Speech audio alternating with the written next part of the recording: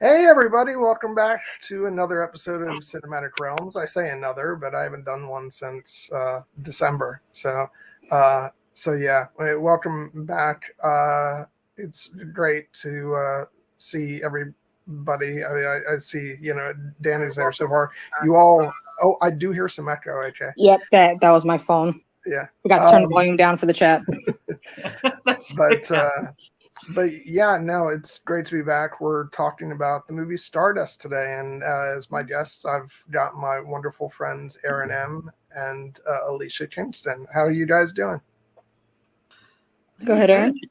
Yeah, I'm good. Saturday, we had a good watch party last night for this. I hadn't seen it in forever, so had a good watch party. Good Zoom afterwards. We had a lot of fun. So yeah, I'm ready and raring to go. I was trying not to let too many of my thoughts out on the Zoom so I could save them for the stream and drop my gems of wisdom here. But, but I'm excited. AKA, we've never streamed together before, and I'm super pumped that we're here together. We haven't?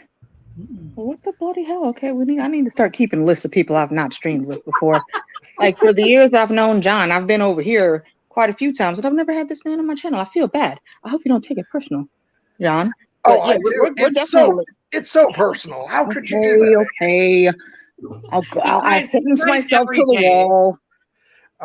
No, it's funny. Yeah, we definitely going to work that out eventually. I don't know for what, but it's going to be awesome when we come up with it. Yeah, exactly. No, you just make me feel guilty when I haven't had you on my channel in a little while. That's how it goes. No, I'm kidding. But yeah, no, Erin and I have been talking about doing this stream for a while, and then I mentioned it to you, AK, and you were like, "I'm down for that," and yeah, here we are. Yeah, when I'm going to sleep, sometimes I have playlists on, and Stardust is usually in my top 5 to play in the background. I love this movie. It's such a wonderful movie because it came out like when there was a huge influx of fantasy movies because Lord of the Rings had come out just a few years before, and so all the studios were like, fantasy, that's what the audiences want, so let's do that. But this kind of stood apart from a lot of what the studios were trying to do because it's a smaller, lighter, like fairy tale. And also it's good. And yeah, it's really good. But no, it was not at the time. So. See, that's the thing that gets me though. This is a book by Neil Gaiman. Mm-hmm. Dude, I don't understand how many people slept on this movie. It's way underrated. Yeah, no, there were so many people who were like, when I said we were doing this, they were like, "Oh, I've always meant to see that." I never done. I'm like, "Well, get on it." Okay, yeah. See, I sentenced you to Azkaban. You can't even be my friend no more. Nope. But yeah, no. I actually did see this when it came out. I think I went to the movie theaters to see it, which surprises me given like how much of a sleeper hit it was. But I think because it was a fantasy movie and I was starved for more of that in the wake of Lord of the Rings and good fantasy. Yeah. And this had gotten good reviews, so I was like, yeah, but it was so surprising and funny and charming. A lot of times people compare it to The Princess Bride, even though it is a different kind of movie. It doesn't have quite the same kind of humor, but yeah, it's another one of those movies that when I'm feeling down, let's turn this movie on and I'll cheer right up. But yeah, so I'm interested. Well, I'll start with you, Erin. What was your introduction to this movie? And did you read? I don't remember. Did you read the book first or see the movie first? Yep, I read the book first. So I'm a big Neil Gaiman fan. I have been. I think Good Omens was the first thing that I read from him in college, and sort of went on to. Yeah, I mean, Neil Gaiman's a king. So. But this one, I really, it's both the same and different from what Gaiman sort of normally does. It does tend more into fairy tale than he normally goes, you know. So it's softer on the edges than most of his stuff. Like even his stuff like the Graveyard Book and stuff is still sometimes has hard edges. And so this one had always been a personal favorite of mine, of his books. And so I was thrilled when they made a movie of it. It was even more thrilled because that was when I very first was living in New York, and I wasn't having a great time with sort of the transition from Lincoln, Nebraska to New York, New York. Oh, wow. It was really something. So a lot of adjusting, but the movies are always kind of, I'm not really a big movie person, but that was always something that was like, you know, when in Lincoln, when I was, you know, bored or whatever, I'd go see a movie. In New York, it was sort of the same thing. And to go see something like this that was so, I just like you said, it's got so much heart. It's so fun. And you know, again, I'm going to use the word whimsical like 1,000 times tonight. So we should probably just establish a drinking game. But you know, so I love the whimsy of it, and I love the casting. I think the casting is wonderful here. Everybody is great. We were talking about Laura Pacicelli last night being like, or I guess it was sorry, maybe Laura said it wasn't her, that it was Trish, Blue Lemons was like, oh my God, how much hotness was born in this movie? You know, like it has Ben Barnes, it has Charlie Cox, it has Henry Cavill, it has Sienna Miller, it has Claire Danes, you know, like, oh baby Ben Barnes. So little Prince Caspian. Yes, Prince Caspian. Yeah, I like, and that's sort of the thing. I cannot believe that she must have other stuff going on right now, but the fact that Kelly has not been like immersed in all this because she loves Charlie Cox, especially from Daredevil. So like I expected her to maybe she doesn't. I don't know. Maybe she doesn't like the movie. I haven't asked her, but how can I'm sure that's not the case. How can anybody not like Stardust? Steven, when you see who his character is, you're going to be even more surprised. You'll wonder why you didn't notice. The hair and the mustache is it really does cover it up a little bit. Here we go. Henry Cavill's best look. It's just so funny because it's like, yep, there's your Superman. You want to talk about the most the closet character ever? It's this guy. And kudos to Neil Gaiman for not even dropping that until the end. Yeah. Oh yeah. Yeah. We could talk about that a little bit later. I was sort of not really sure about that when I was watching it, because I was like, I don't know. We'll get into this later, but I have a sort of complaint about the transition of Victoria from books to screen, and it kind of seemed like maybe it was another dig at Victoria versus an actual like, hey, look, these two guys might get together, you know, but I ship it regardless. So, you know, yeah. She kind of deserved another dig, though. I just, chicks like her, like, I know, like, I have read the book once, but I don't remember that much about it, except that, I don't know if he's in it at all, but I know that the character of Captain Shakespeare was, you know, at least largely invented for the film. So that's the big thing I remember taking away from the book. But I don't remember much about like how Victoria's character is. So I mostly just know what I know about the story from this movie. And I kind of love the way that Sienna Miller plays Victoria, even though she's horrible. but you know what? That's what you want from them horrible characters. And if you get an actress that can seamlessly pull that off, it's great. And she did it. Still being just cute as shit with her dusting of freckles across her nose and everything. I wanted to boop her nose, you know, like, so yeah. Like the whiny baby she is. Like every time I watch this, I'm like, okay, I know she's horrible, but Tristan, I get it, you know. Imagine little baby Daredevil coming in here trying to fight Superman for his girlfriend. Boy. Yeah. Yeah, I mean, sorry, I got to go with Cavill. It's all apologies to Kelly, but I got to go with Cavill on this one. So, you know. It's just so funny, like after like the more years that pass and you see like all these actors having gone on to other things and seeing Henry Cavill playing that role, and I'm just thinking that's Geralt.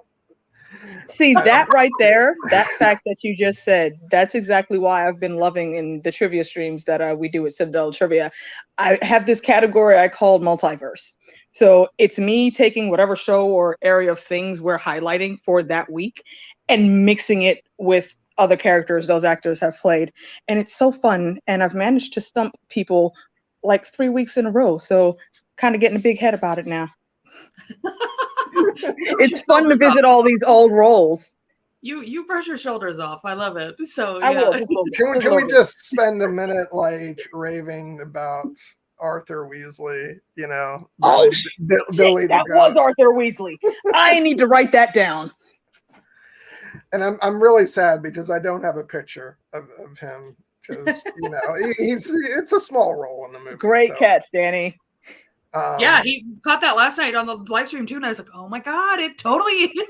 And I never noticed that until just now. But somebody was saying, just imagine like the auditions for Billy the Goat. Or like the fact that, like, he just really goes for broke in this role. Like the whole role is you are a every goat cast member did. Human. Like you're a goat turned into a human, go. And he just absolutely just doesn't hold back at all, and it's amazing. No, Steven came in like after watching the movie today, and he was like, "We needed more Billy the Man Goat." Yeah. It was the best part of the movie. I can't say that I disagree. F's in the chat for Billy the Man Goat. Yeah, so, yeah. He served his mistress well, and then he had to take a hit by a huge unicorn. So may he rest in peace. Thank you for your service, Billy. Right. And see, and what was like the best part of the watch party for me last night was all the people who hadn't seen the movie before, and so we're experiencing these moments for the first time. And when Billy the Goat gets knocked against the wall by the unicorn. Is it bad that I still laugh every time? It's not. No, it's totally normal for you to laugh. Like, bro, that's a whole ass unicorn you running at, man. What are you doing?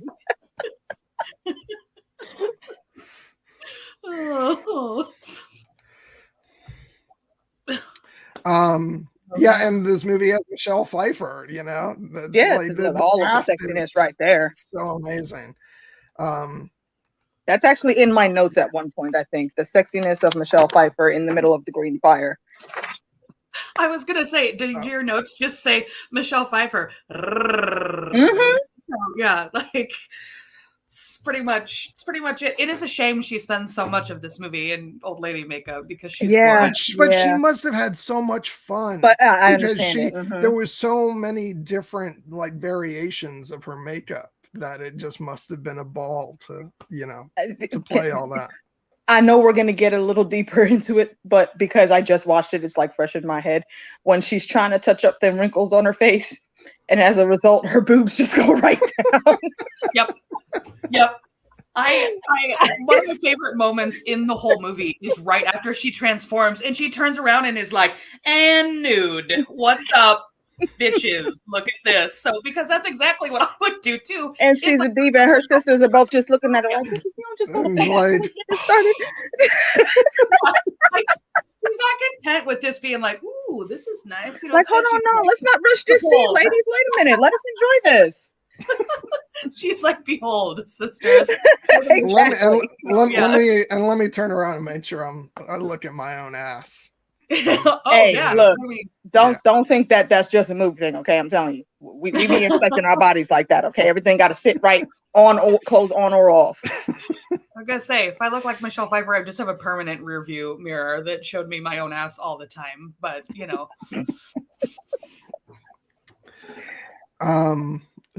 I don't know where to go after that. Yeah, you're like, well, let's go to the beginning. Ian McKellen. Oh yeah, like we start off. Yeah, like I love that Ian McKellen is just the narrator in this. He has voiceover in the beginning and at the end, and and it's just like I said in the chat last night. I was like, Ian McKellen immediately classes up any movie, and yeah, always. And I just love that voiceover where he's A philosopher once asked, do we gaze at the stars because we are human, or are we human because we, gaze at the stars? And he's like, foolish question, really. We ain't got time for that shit here. Yeah, we don't have any time for that. Guys, so yeah. But yeah, and no, I love the opening, and it's funny because I always remember that this was just a couple years before Prince Caspian. So this was like the first time we saw Ben Barnes, and he's such a little, youngster, and baby. Yeah. And it's funny because now I've seen him since in stuff like Westworld, and I know he's got another show that people are watching. I forget what the name of it is, but Shadow and Bone. Yeah, Shadow and Bone. Yeah, and so other people are like, oh, he really looks like a baby in this, and yeah. He does. And I'll probably say this again later once she becomes a bit more prominent in the story. But Tristan's mom is sexy. Yeah, she is. I don't blame Prince Caspian not one bit. You don't know not a damn thing about this girl, but she said, "Hey, yo, you wanna come hang over here with me real quick?" Yes, ma'am. Where shall we go? Will you lead the way? I'll be there. Yeah, and that's the thing. I love that this is like, this movie is like a fairy tale. It's kind of like you're thinking, kid appropriate, and the movie starts off with it's like bow chicka bow wow. But it is Neil Gaiman though. That's just classic Neil Gaiman. Put that little shot in there at the beginning real quick. Right. Here's this beautiful fairy tale. Also, it's pretty horny. So So yeah. That's why they had to go and get all these pretty people. They understood the assignment. Yeah, 100% they did. Okay, like we are just going to sort of jump around a bit, even though this is kind of sticking with the beginning. But speaking of like the sexiness of the cast, I'm just going to say, like, I don't go this way, but this man can get it. Mark Strong is. Anytime I see Mark Strong in the role, I know he's going to be the epitome of the awesome bad guy. There's only one time I can remember that he's been in a role where I haven't seen him playing a bad guy. And that, what the hell is that? The Kingsman. The Kingsman, yeah. He's not any other time. He's just a fantastic villain, and I'm here for all of that. I'm also here for the pettiness of their father. Oh my God. I appreciate seeing a good petty when it's played out well. Peter O'Toole, ladies and gentlemen. Yo, that man already knew who he wanted to be his heir. He just needed to see if the kid had enough moxie to take the rest of them out like he did with his brothers. And boy, did he set him up real nice. Go look over there. What you see outside that window? Can I just say, like, when freaking Rupert Everett comes in the room to the big music and, his all high and mighty ass. Okay, here we come. Like, because I didn't really know who Mark Strong was at the time this came out. This was the first time I saw him in something, but I knew who Rupert Everett was. And so he's like the movie star of the brothers.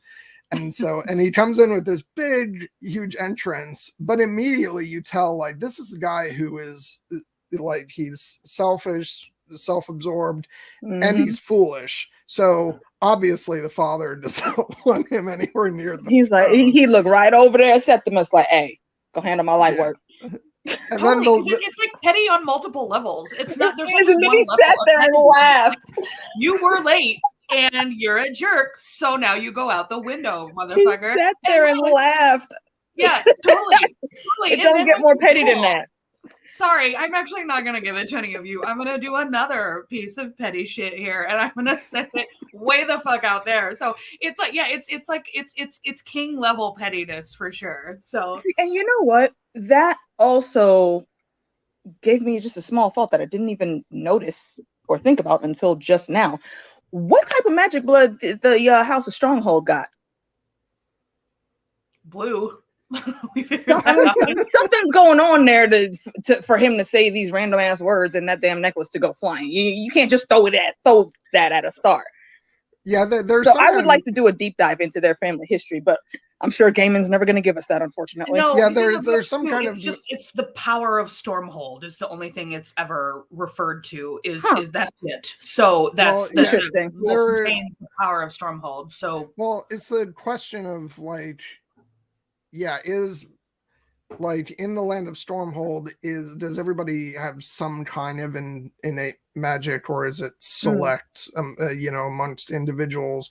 And if their family does have it, it kind of makes sense then why Septimus is like, when he hears about the star, he's like, he puts it together, that he can use it. And so there obviously is some kind of magic in their family. So but that's like, when are we gonna get the background novel? Yeah, because I'm thinking there has to be a reason that Ditchwater Sal stole Una. Like, you're not gonna just grab some random girl and tote her around all the time. That's another mouth to feed. We know Ditchwater Sal don't care about that shit. So why did you have this princess, and why'd you keep her for so long? There's some type of plan going on there that I think we weren't privy to, unfortunately. Yeah, it also just, Gaiman doesn't tell you because it doesn't really matter. It really don't, right? You know what I mean? Like, it's the stars magic is really the big thing here, so and that's sort of the delightful thing about fairy tales in general, though, because there's a lot of questions of elements surrounding the main plot that you could like go down different rabbit holes, but if it doesn't matter to the main story, then it just doesn't matter. I'm like, is this one little hole in the wall the only place you can cross through? Or it's not a very big wall. So who's to stop anybody from just going away far enough to that the guard doesn't see him and they jump over the wall, because it's not too big of a climb at all. Yeah, which, by the way, like the old man is great. He is. Oh, especially later. It's almost like later when Charlie, or when Tristan tries to go through. It almost reminded me of like Yoda in the prequels, when Yoda all of a sudden just starts absolutely whipping ass. No, that was the old man's petty. Pops got through, so he was like, okay, you know what? You little assholes ain't going. I ain't taking no more L's from y'all. So when the sun comes up, you get that wet work. Yeah. He was not about Tristan's shit at all. Nope. He learned his lesson that day and has not soon forgotten it. So yeah, I just love off you go. Right. that matter of fact grandpa tone. Well, totally. But then at the end, when he's like, yeah, no, fuck this shit, I'm out of here. And again, that is the perfect amount of petty. Like, he saw that shit going on, and you see his head looking around the corner every now and then. And then when it was all over, he was like, yeah, nah, them motherfuckers didn't tell me that shit was going on when they gave me this job. I'm out. A lady's body just ran around without a head for a while. So thank you, Amy. Hi, Amy. So Hey, so I'm out on this. That's about all I can take. So right. As soon as Tristan came back, he's with his chair like, nah, bro, you can go ahead. Them assholes should have told me about what was on the other side. I'm trying to keep y'all out. I didn't even know what was over there. Bye. Like, what was I even doing all these years? My life's work was to keep people from this side out when I should have been turned around to keep shit out from over there. So yeah. That's the thing. The only person he's ever seen come from that side, I think, is Tristan's mom. And that was just to drop Tristan off, and that's it. So that's the only interaction he knows about. He didn't know about all the extracurricular magic shit. He thought it was just maybe. Although I feel like he was a magical bunny himself, because how you 80 years old and over here performing Muay Thai, sir? You ain't fooling me. You're not fooling me. So yeah, that's you're right. That's some kind of magic right there. So. Yeah, no, I love when Tristan's father is like, he's 97 years old. Yeah. You got That's also one of those dad by a 97-year-old man with a cane. Just one of those dad moments when they subtly let you know that, like, really? Look at his dad looking at him like, what happened now? My dad would just absolutely burn me so hard about something like that too. So yeah, I feel that in my bones there. So yeah. Also got to make just want one small, random, ridiculous King of Stormhold thing. This fool couldn't even be bothered to give his kids proper names. Like he just named them like thing 1, thing 2, thing 3. Yeah. Like, really, bro? Yeah. And then you get Micah pointed out that even the girl is 1. Right. Una. Yeah. I think she's 1. See, and that confuses me. Is she actually the oldest and then Primus came, or is it the other way around? I don't think it's clear who is.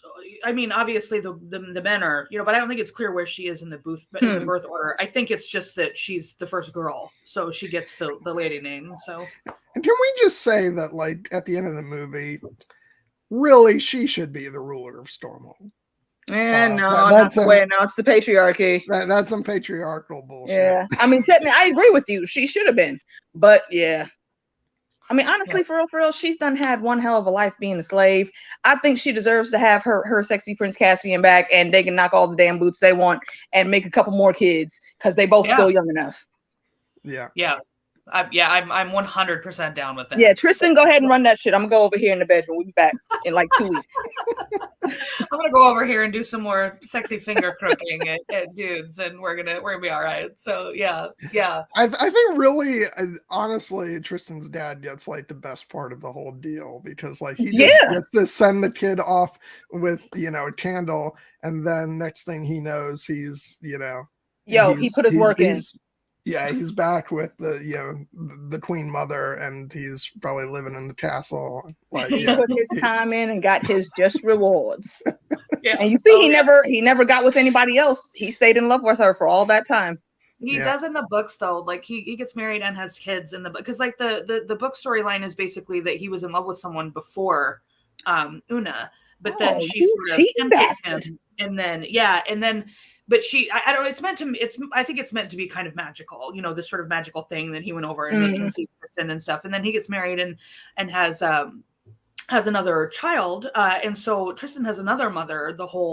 Another mother, if you will. The whole time I do not remember any of this. No. Yeah. So, but it also it definitely also makes the ending sadder, because Tristan has to sort of leave the rest of his family behind in order to go to Stormhold. So I understand why they made the choice they did in the movie to eliminate. I mean, he couldn't bring them. No, well, no, they can't. Apparently, like, you're not supposed to be on the other side of the wall if you're human. The only reason Tristan can be over there is because he's half because he's half and half. Basically, yeah. So you're sort of not really supposed to be over there if you're human, I guess. So yeah, but yeah. Oh yeah, they totally disregarded that for the movie.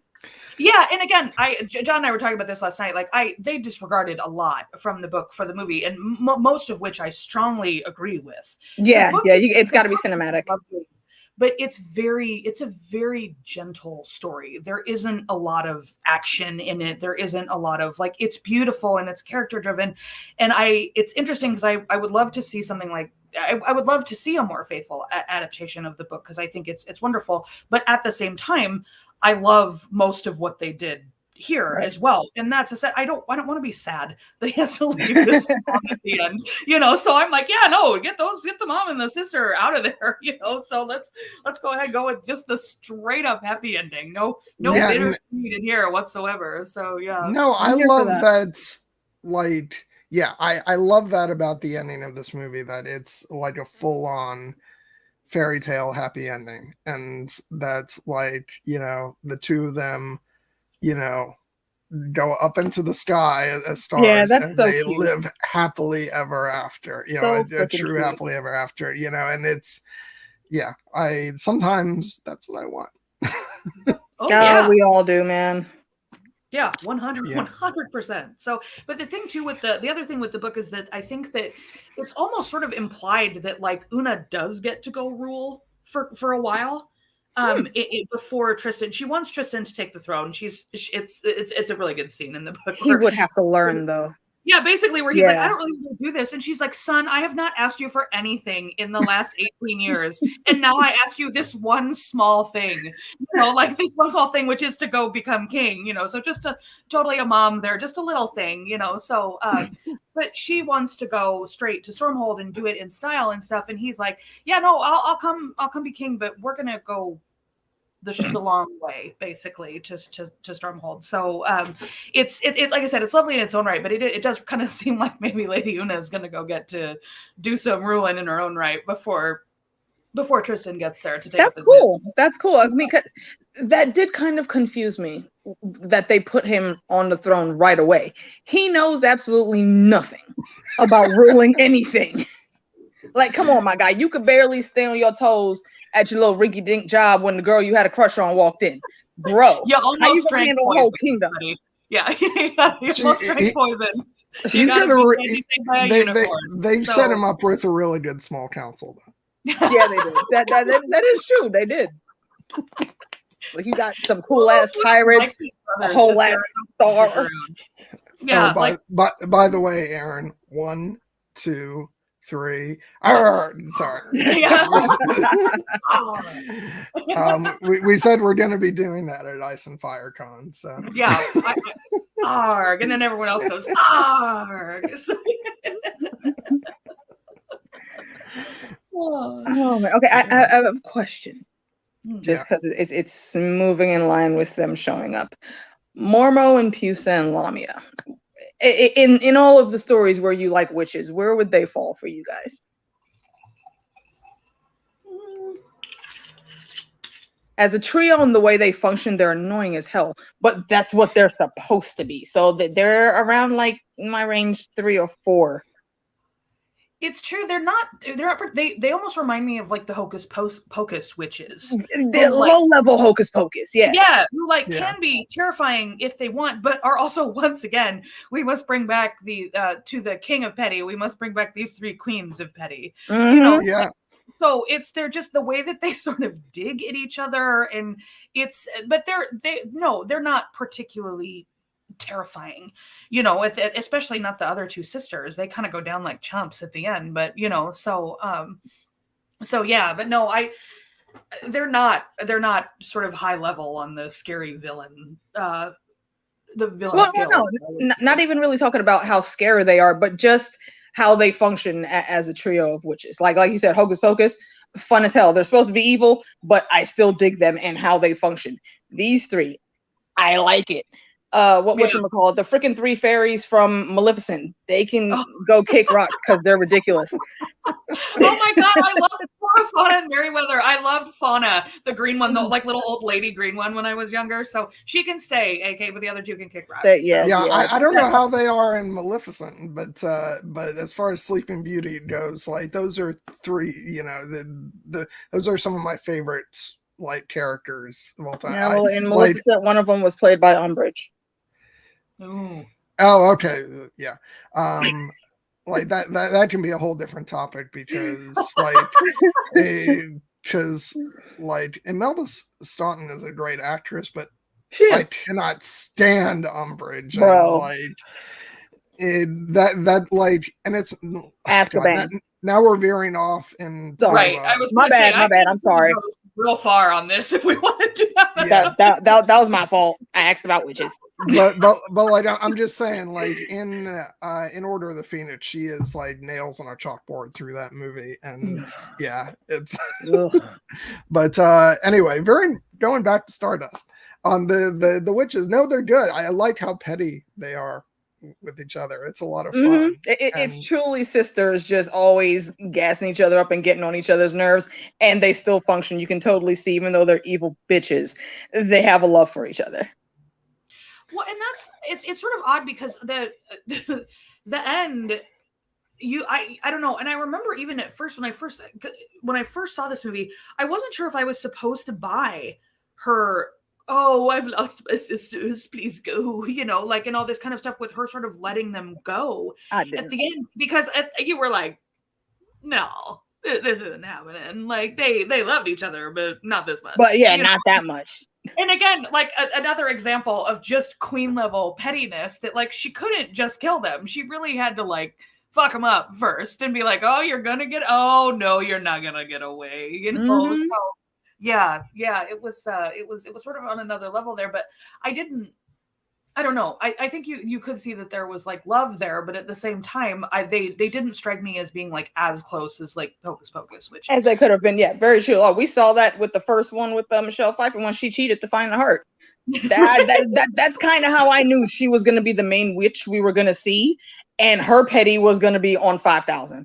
Well, it was also funny because during the watch party, I was like, gee, I wonder which one of them is going to go out and search for the heart. Could it be the one played by the major movie star? Right, exactly. They always set it up. But no, like I think it's a testament to Michelle Pfeiffer's, acting that, when that moment happens, it actually feels authentic for a moment. But you're kind of like, is this really gonna? And then like when the ball drops, you're like, no, of course not. Right? Yeah, that's not her. She ain't finding no damn sister. Yeah. But oh my. No, I want to save talking about that whole finale part until we get a little further along. Yeah, fair. Yeah, sorry, I jumped ahead there. So yeah. But okay, yeah. So it's sort of back towards the beginning. There's the whole stuff with Tristan and Victoria, and I love the whole like bit at the shop with the music. The music in this is genius, and it's like this sort of like bouncy music as she's coming towards the shop, and she's acting like Queen Diva, and she cuts in line. That's the first. You're like, no, get to the back of the line. And he doesn't stop it with his boss standing right there. And then she's like, but you may walk me home. What, right now? Yes, please. And then he walks away, and then the music, and then it cuts to him in front of the mirror. Before it cuts to him at home in front of the mirror, you hear, Father, I lost my job. It's just the greatest thing. Like, bro, what did you think was going to happen? Yeah. You let her cut in line. You just walked off your shift. I mean, clearly you've never worked anywhere before, because even in our world, if you walk off your shift, you're done. Yeah. I mean, can we also without a good reason? Like, what the hell? Like, we appreciate this dress just for a moment because it's really wonderful. So that is a very good pastel purple. Mm-hmm. It's a very lovely color on Sienna Miller too. So yeah. Let's just see. This is what I'm talking about. Like, she goes to the freaking shop and in this whole get up and and making a spectacle, and she knows that she's going to, And what is she stopping for, though? Yeah. Because she strikes me as a very, very spoiled child. I don't think her dad would have her just going outside all willy-nilly to carry a whole bunch of shit. What if Tristan wasn't at work that day? True. Who was going to carry that before? Yeah, that didn't fit with me. Yeah, it's funny too because like looking at that photo. Sorry, can we go back to that just for a second, John? Yeah. It's clear that like the person who gets the glow up makeover in this movie is Tristan. Because like look at what a doofus he looks like here. He has like the doofus haircut and the doofus pantaloons, and like he looks like a doofus here. He didn't even bother to take his apron off. Right, and then you get him at the end, and it's like with the coat and the hair and the pantaloons. I'd like to posit something. Tristan is Neville Longbottom. Oh yes, totally. It only took 1 week instead of 5 years of school. I mean, but look at that haircut versus the other haircut. He literally came back looking like badass Prince Rhaegar and shit. I'm like, bruh, word? Like, if you wouldn't have ran into Shakespeare, bro, you really would have been shit out of luck. They would have been like, quit using a bowl to cut your hair, and then we'll talk. So, yeah. Okay, so in retrospect, you're like, all right, so everybody's got a bit of magic and Stronghold, but it's still just the funniest thing that he's sitting there like having his hair cut shorter, and then all of a sudden he's got long locks. It's just right. All the wigs that were saved up. Long and too short. Yeah, sorry, AK. Oh no, it's cool. I was just saying that's all those wigs that Shakespeare had saved up. He could mix and match. You know, they probably gave him the feather treatment. He had to cut off the bad split ends, even it out before you put the new stuff in. Yeah. Bet y'all didn't think I knew that shit about girl hair, huh? Yeah. You know, it's and I don't know if he had too many split ends because he was clearly cutting that hair every friggin' 3 days. So yeah, but that short split part haircut. The worst. Like he looked like the less sexy clone of Ben Barnes from the beginning of the movie. Yes, he did. Like, come on, man. Ben Barnes there, yes. Like Prince Caspian, you can't hook your boy up just a little bit though. Just a little bit. You could have gave him a better hairstyle.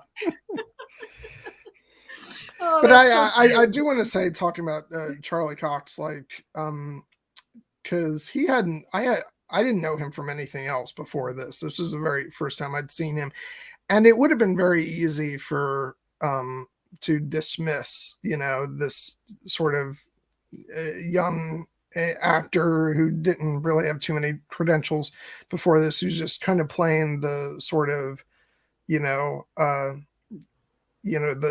straight, hero of the story character. And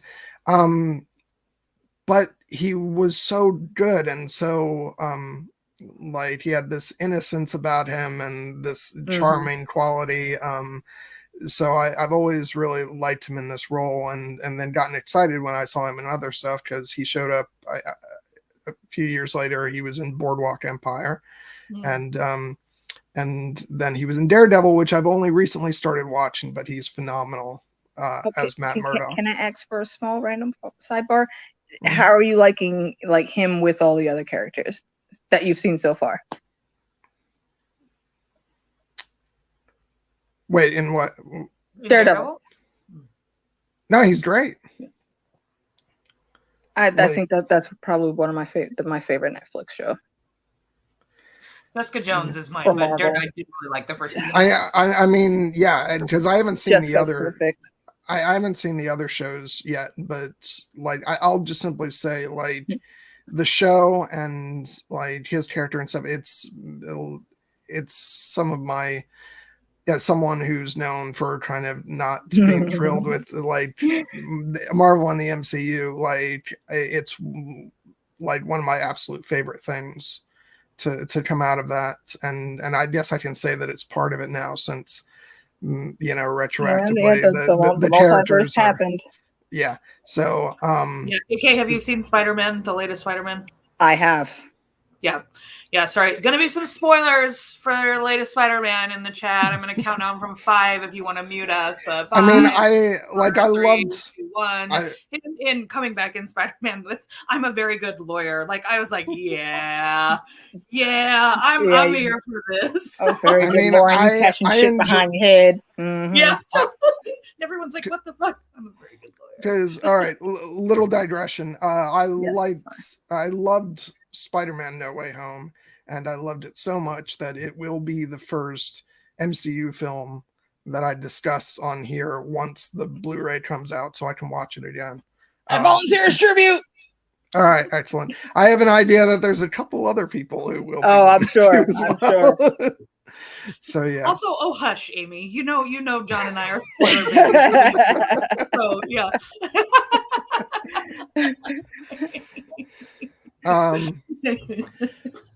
But yeah, no, he's great in Daredevil, and he was great in this. I really loved him because he's an easy character to root for and get behind, even though he, like, one of the first thing he does once the actual plot gets moving is he's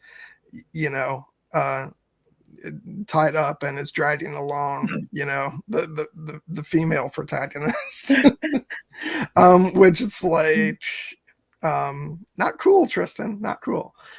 Bro, I have in my notes that one time Daredevil was into human trafficking.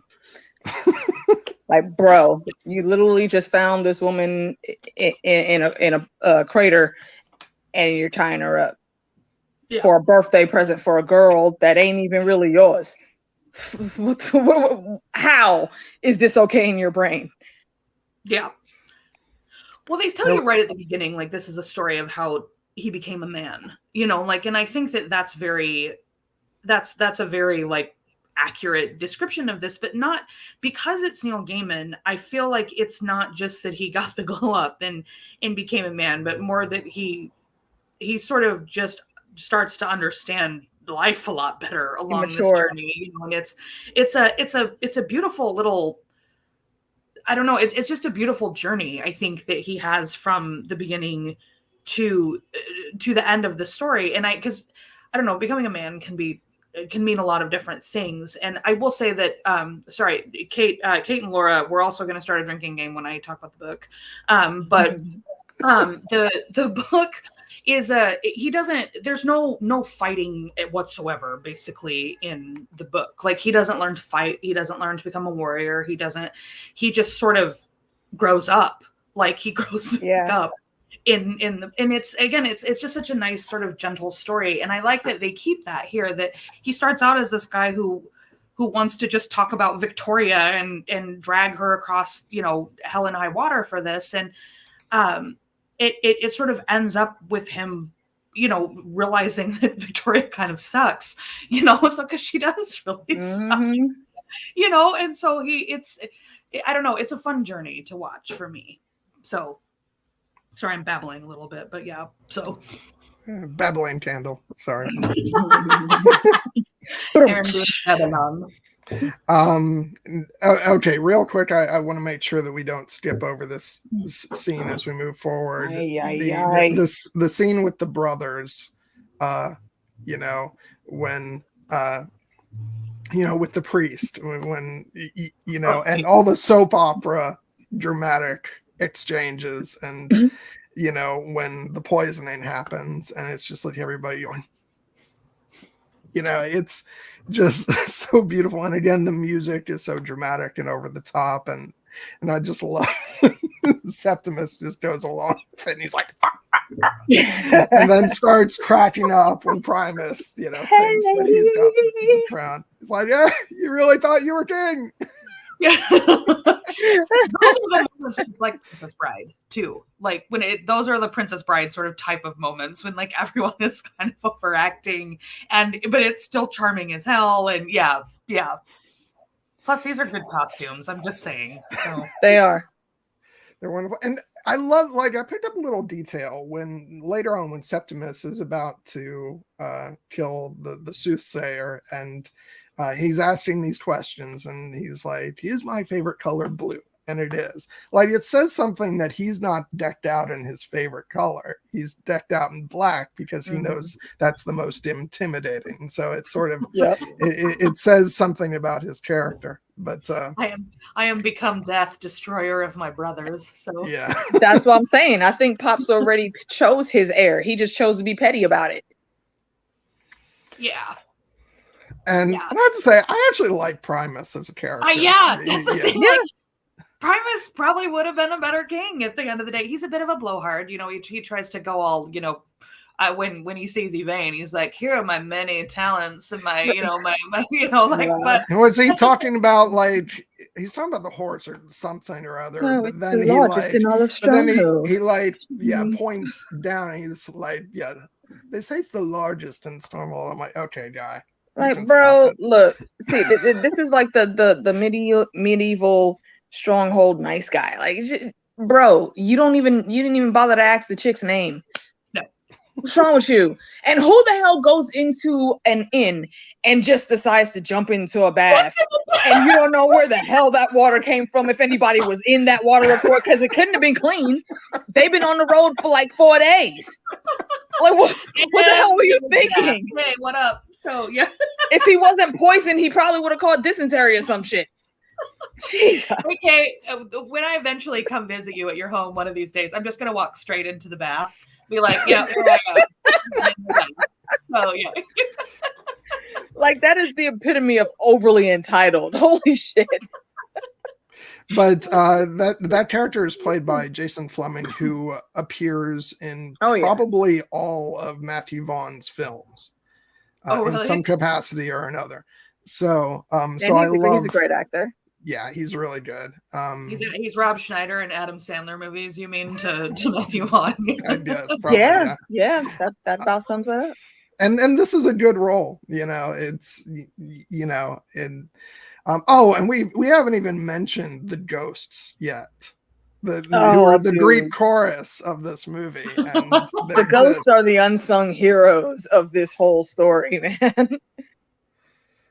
It is, because the sort of beginning of it is not like Tristan and Yvain have a really long way to go at the beginning, and there's not as much that happens to them at sort of in the beginning part, and so you have this chorus of these ghosts, and at some point you're kind of like, can we go back to the ghost guys? Right.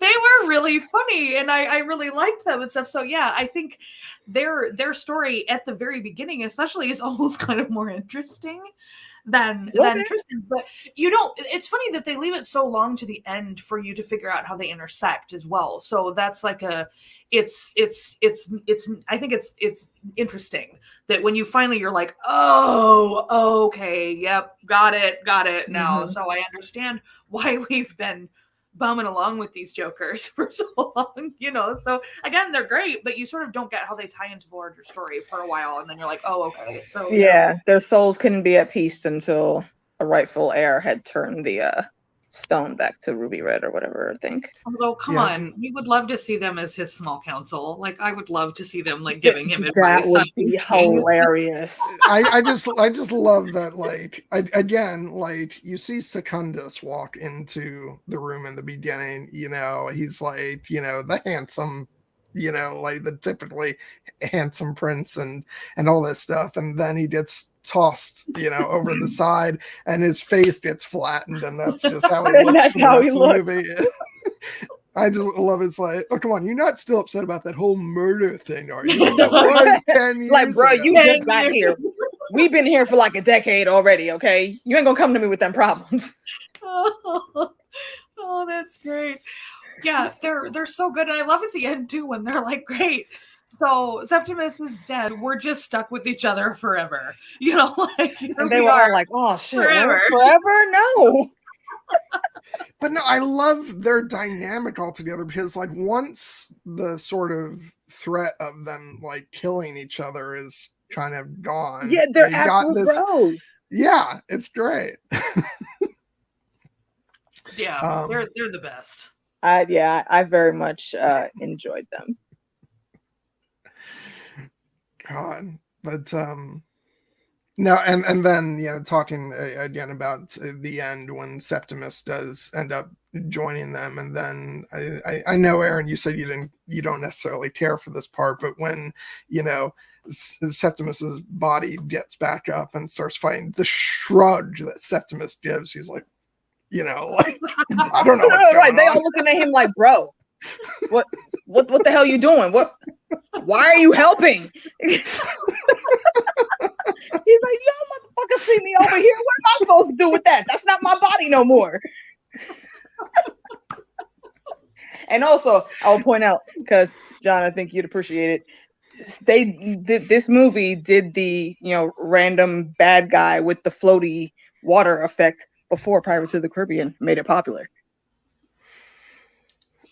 Yeah, no, it's awesome. It's it's really creepy and sad, and looks really great on screen. Yeah. When done right. Oh, okay. Wait, hold on. I have to address the elephant in the room first, and I can't believe I just said that, because that's even more perfect, because the effect is an elephant or a couple of elephants. Like, this is some spotty 2007 CGI in the beginning of the movie, when with the the marketplace, and then you see these two, I don't remember, it's like 2 or 3 like little elephants in this cage, and it's like, that ain't fooling anybody.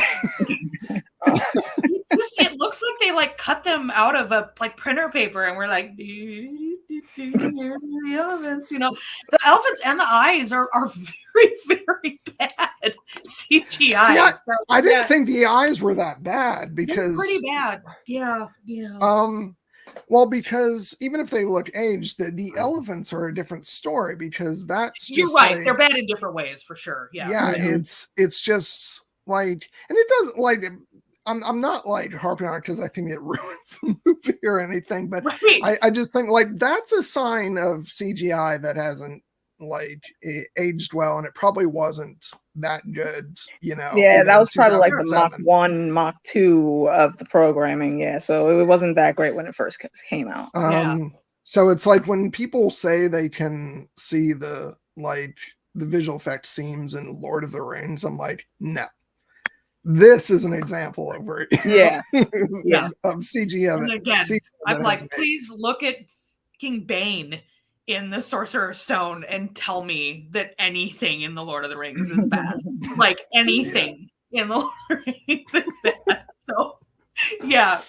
So even though I'm one of the first people to admit that like there's some bad effects mostly involving Legolas in Lord of the Rings, but you and I both agree that how bad some of the other stuff goes. So, the stuff that where you can see the seams in Lord of the Rings is the stuff that wasn't necessarily fully up to the standard even when they came out. So the elephants feel like a lack of money or something. So yeah. But it's a testament to how great the movie is that it's like you're just kind of like, okay. And get over it. Yeah. Can I ask a question? Yes. What did y'all think? Just because we're pretty much about to move past that part with the Girl Bernard. I have issues with his creepy level.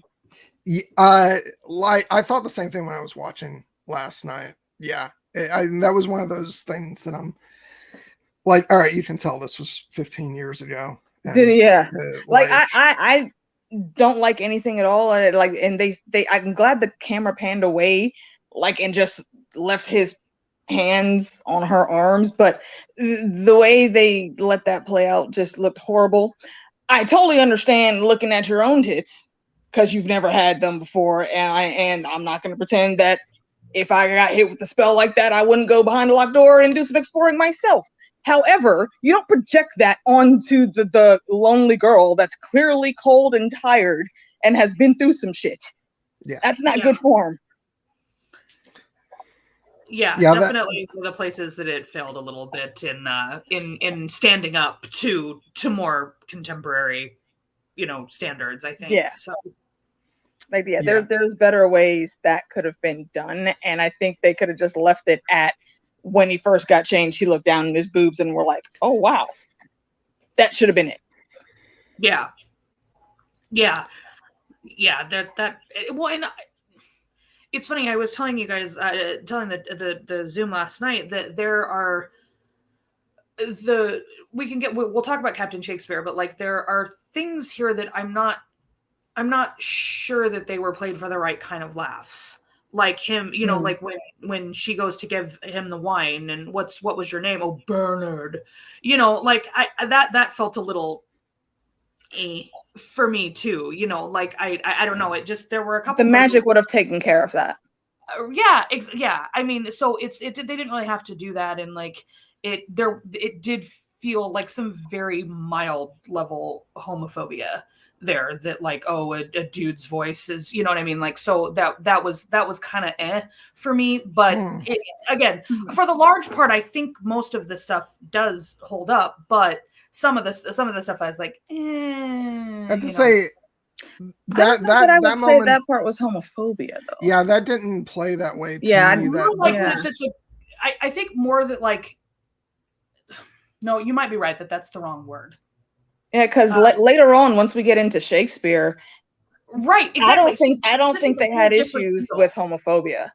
I totally agree that part does not come across like that at all. But I think it's more like, isn't it hilarious that he thought she was hot, but then she was a dude?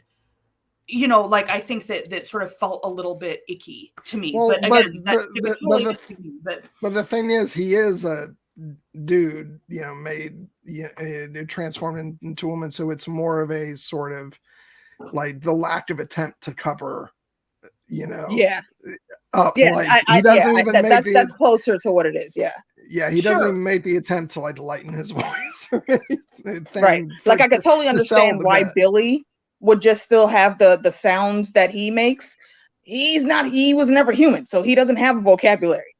That makes sense for him. But for Bernard, yeah. And again, I think the magic would have changed that. I'm not dying on this hill here or anything. It didn't feel quite right to me. So that didn't really occur to me as being an issue, but it was the creepiness surrounding his interactions with Yvain that rubbed me the wrong way, and I was like, that doesn't really hold up. But it's just shows you we hopefully made progress since then. But that's something that, to be honest, probably didn't like occur to me to sort of look at that and say, no, that's wrong, back in 2007, because I don't think I had progressed enough in my awareness of things. But now I immediately look at that and I'm like, that's not cool. One of those things that just shows how people's thinking has gotten better and more evolved, I think. Yeah. But Erin, we were talking about Captain Shakespeare and how you were concerned going into the rewatch, and to be honest, I was a little bit too, but I actually think it's a really wonderful, heartfelt performance that is respectful. And I love him in this. I think he's just great. And I remember the first time I saw this, he was giving like, the sort of, giving the toxic masculinity, performance and being like sort of how you would expect Robert De Niro to be. And I remember thinking, I don't know if I quite like him in this, because it feels very put on. And then of course it was supposed to, and as we find out, and then I was like, okay, this is genius. This is his most underrated role. Yeah. To me. It was hysterical. John and I were both dying. Like in the chat, people were like, oh, look, Robert De Niro in another mafia guy role, and I was like, I told. Oh, clearly they'd never seen it before. Yeah. No, they'd never seen it before. And it was so, because like, you don't want to ruin the surprise, because it is such a wonderful, lovely, amazing. Yeah, it is. Surprise, but at the same time, I told John, I wanted John to like, I wanted to wink at him. Like, I was like, I wanted to be like, John. but you couldn't say anything because it would have given it away. But nobody said anything. I just put like laughing emojis because I was like, oh my god, everyone is gonna love this. Everyone is gonna love this when the thing comes out. But it was so funny to listen to people like making fun of like, oh great, it's De Niro in another mafia guy role. And I think somebody else was like, is he supposed to have an accent? I don't really know what's going on. I was like, yeah, it's not supposed to be his real voice. So it is such a beautifully subtle like his like overtly hypermasculine persona is such a beautiful subtle portrayal by De Niro, because you can tell it's not quite right. You can tell it's not right, and it doesn't. And I guarantee you, he made the decision to play it like that very consciously. Yes. Yep. Yeah. So, as a member of the LGBT community, for anyone that may watch this later, if you are ridiculous and you feel like you need to comment on it, don't, because that shit was hilarious.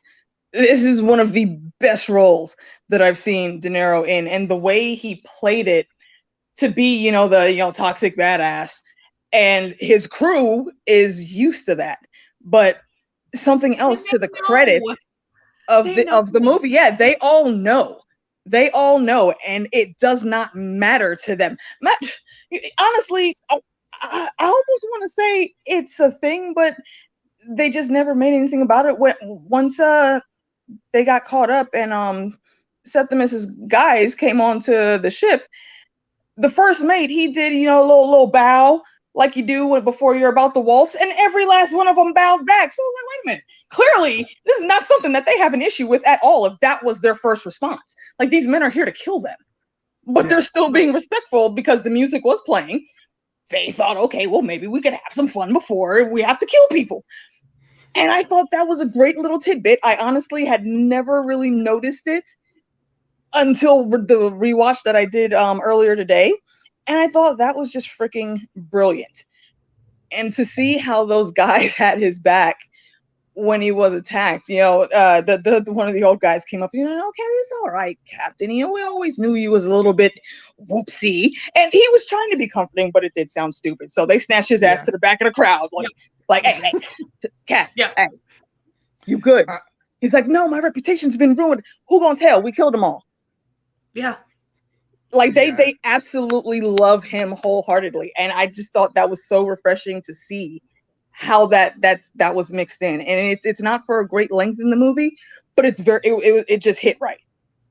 Yeah, no, it's very, it's so affirming and so, loving, and I love the relationship with the crew, and and the first mate is great throughout the movie, where like he's the one like who's always in on everything, so like his eye rolls, and that's what I was about to say. The amount of times he rolls his eyes, and if you're being ignorant and trying to look at it like way too hard, it could piss you off. But when I see it, I can read everything that he's thinking. He's like, oh damn it, Tristan comes on board like, oh shit, we got another one to cover up for now. My job is about to be 10 times harder. But Tristan plays it off pretty well, and the captain just keeps going, and you see like, hello, you can't just be waltzing around and saying goodbye. So he had to come back with mind you don't overwork that wench and blah blah blah. Right. And they all play along with it, and I love that at the end, that where he's like, sir. I mean, we know that what you are, and we know, but you still got to keep up appearances, okay? Right. Before the actual admission that they all knew that they know. Oh yeah. So it's wonderful. Just at no point is it played for laughs. Like, no, and I guess not at all. I don't know if in 2007 Robert De Niro in drag was played for laughs. I don't know if that what their intent was when they made the film, but it's never played for laughs. It's just the way that he is. And again, like I was very, very concerned because I remembered the sort of dress and the dancing and the fan and all this stuff, and I was like, God, is this going to be one of those things that I have to go back and be like, shit, this sucks? But it wasn't. It was so. It's so whimsy, and it fit right in. I mean, that part with when Secundus did Septimus, when he did walk in on him, he's sitting there stuck, and then Shakespeare turns around. I was like, "What the hell is going on here?" Like he was genuinely just confused as to what this dude was doing in the mirror. He didn't even care about the dress. Yeah, that's what's funny about the moment is that it catches Septimus so like off guard, because that's like you remember what he said. When he first got on, okay, be careful. Captain Shakespeare has a fearsome reputation. He's expecting to go in there and face the fight of his life, and this motherfucker's in a pink dress with feathers dancing in the mirror. And he's creeping around the cabin like he expects at any point to be assaulted. He's coming around these corners, and then all of a sudden it's Robert De Niro looking fine as hell in a dress with a big fan. Like I was like, yeah, I probably also would have been a little. He almost dropped his sword looking at him like, wait a minute. I was looking for Captain Shakespeare. Yeah. It is. It's amazing. And I love I was like, I'm gonna have like 8,000 things to say about this, but I love the montage too, where it's like they're teaching Tristan how to fight, but they're also teaching the piano and like dancing and all of this stuff. And like, I love that she is starting to sort of shine here, because that's like how my heart feels when I watch this montage, is that I feel like I'm starting to glow too from how like wonderful this is, because it isn't just fighting, it's table manners, and it's dancing, and it's music, and it's being just cultured. Yes, and appreciating art and stuff like that. I would never expect any less from Neil Gaiman, who has done this shit well for a long time before a lot of his contemporaries did. And I would never expected less from him, but it made my heart so happy to see such a beautiful, affirming, like, montage, I guess, like this. Yeah, all the years Tristan spent in school, and he learned the most and did the most and grew the most in this 1 week. Nope. Where he was in this world, and only like 2-3 days with Captain Shakespeare. My boy learned how to fight, learn how to catch some lightning. Like his journey made him mature so much and actually come into his own. But there was still that little thorn of Victoria, and I think he was feeling the feelings already for Yvain, but I think it took Shakespeare saying to him, "Hey, get your shit together, because this girl ain't gonna wait on you if you fuck it up." I do want to mention real quick the composer's name is Ilan Asteri, and the music in that scene, beautiful. once Tristan cuts in, and then they start and she starts shining more and more. It's just like in the chat last night during the watch party, everybody was just typing in like those like teary-eyed emojis. Yeah, it's just like, oh my god, it's so. And you know what? That scene also, the background characters, the crew. This again is just a testament to how awesome they are and the love and respect they have for Shakespeare, because they're the ones that are down there.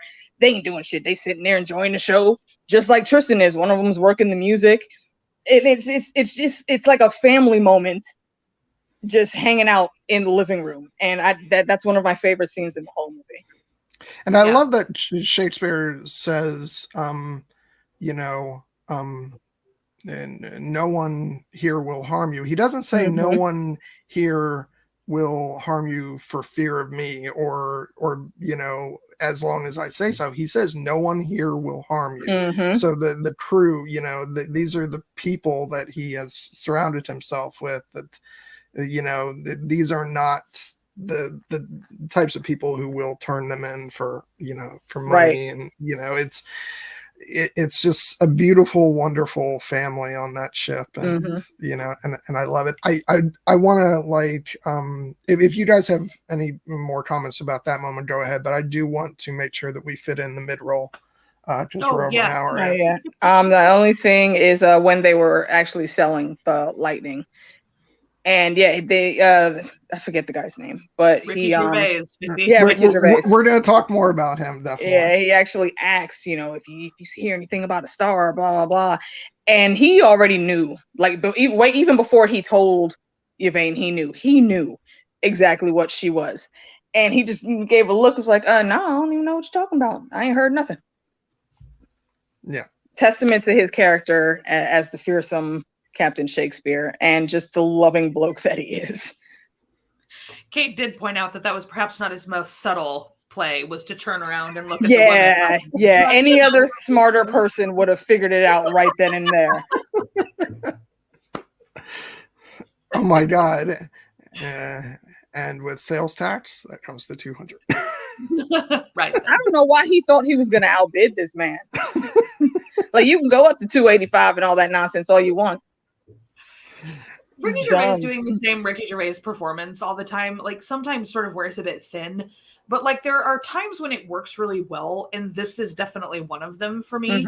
I also love his guest appearance in the Simpsons, as they go on a wife swap show and he's the husband, and he's really good there. And but this was one of those times when I was like, no, this works here. Like Ricky Gervais really works here, and I'm into it. So yeah. He's also a baby. But hey, John. Yeah. Can you highlight what Liz just said? Because that is absolutely spot on. He's the perfect secret keeper for just that reason. Yeah. Yeah. Oh. That's sad. Absolutely spot on. Yeah.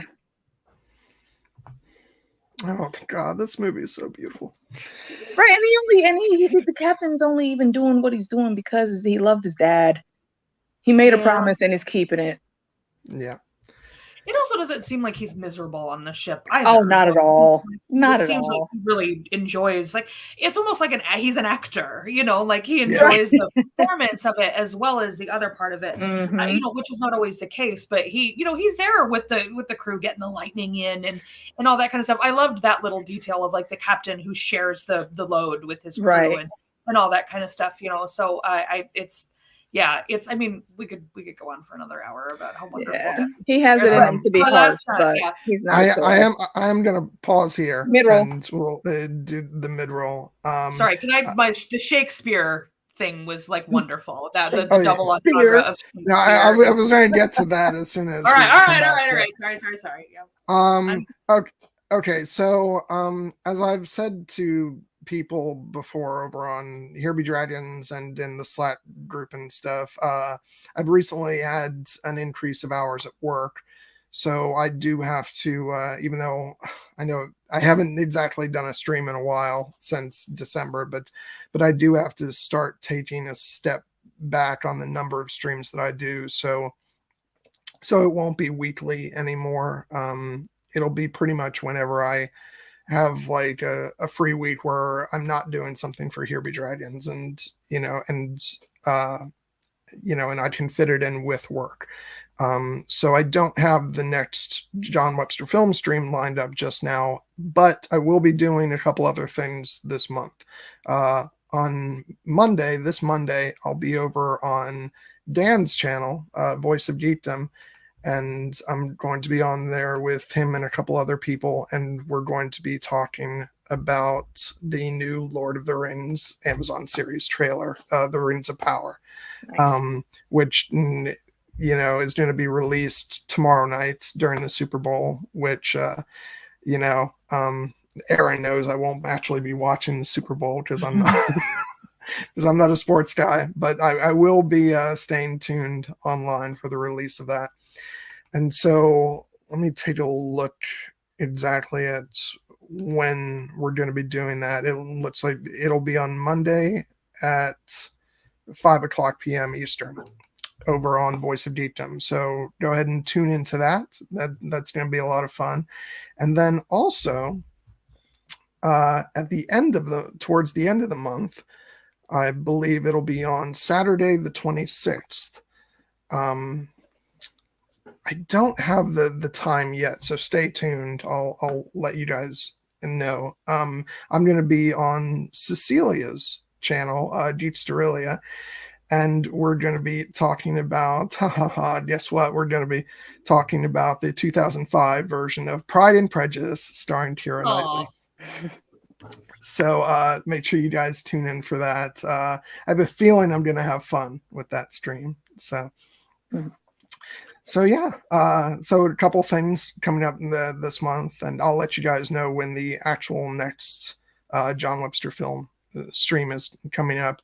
And then on Here Be Dragons, tomorrow at 6:00, I won't be on there, but Steven is going to be talking with some people about the Amazon series. What is it called? It's Vox something. Legend of Vox. Legend of Vox Machina, I think. It's an animated adult fantasy show with lots of profanity and violence. So never heard of it, but I will check that out. I like profanity and violence. Check that out. And then the week after that on Here Be Dragons, it'll be me, Stephen, Nessie, and my clone, Jared Kozel, talking about the book of Boba Fett. So go ahead and tune in for that. Okay. So, Erin, you starting up your own channel? Yeah. No, I do actually have a quick note for Dan's channel tomorrow. Dan has let us know that his channel may be being targeted by a famous alt-right streamer. So please be careful if you are in the chat, in the comments section. We will be doing our best to, sort of be deleting or taking care of any hateful content or comments. But just as a heads up for any of our friends who may be thinking of joining, just be sure to take steps to sort of protect your own mental well-being and everything like that. We will be doing our best to help out in the chat as Dan's wonderful mod squad here. So So yeah, but just a heads up for everybody, the Lord of the Rings fandom has had a real great / terrible week. Can I also point out how I love that y'all said Dan's name like 5 times and now he's in the chat?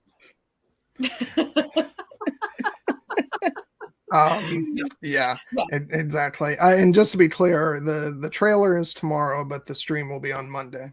So, yeah, no, it's funny because I used to go on and on about how the Lord of the Rings fandom was such a wonderful, like, welcoming, kind fandom. And of course, but now that there's new content, it's bringing out the ugliness in the fandom, and that's unfortunate, but not necessarily unexpected. So. Yeah, I've already had to like block someone on Twitter because they were being absurd. I'm like, shush. Only no one has time for your nonsense. Yeah, honestly, I'm surprised because I think the bulk of people that I had to end up blocking were some of the ones that were still pissed about House Valerian. And I was like, yeah, just freaking get over it and enjoy the damn show. Also, I don't know how you can look at that clip of House Valerian walking in and not be like, look at these. Bro, the freaking regalness coming off of that. Yeah.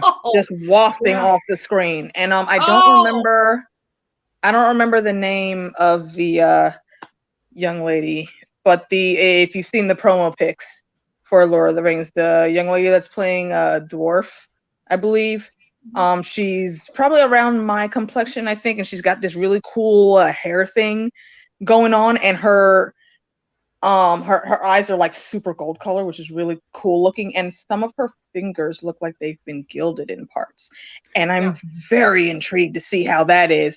And of course, there's those assholes like, why is she black?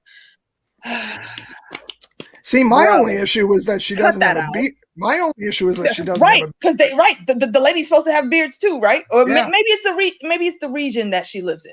I don't know.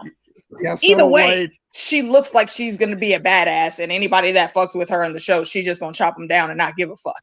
Yeah. Like she just the look on her face, the way she was holding herself, just I love seeing the it. set of her shoulders is very like she makes me think of damn it, who was it telling the joke? I think it might have been Dave Chappelle. I don't remember. But basically, no, it was Eddie Griffin. Basically, she was looking at whoever her enemy was like, I dare you to say that shit one more time.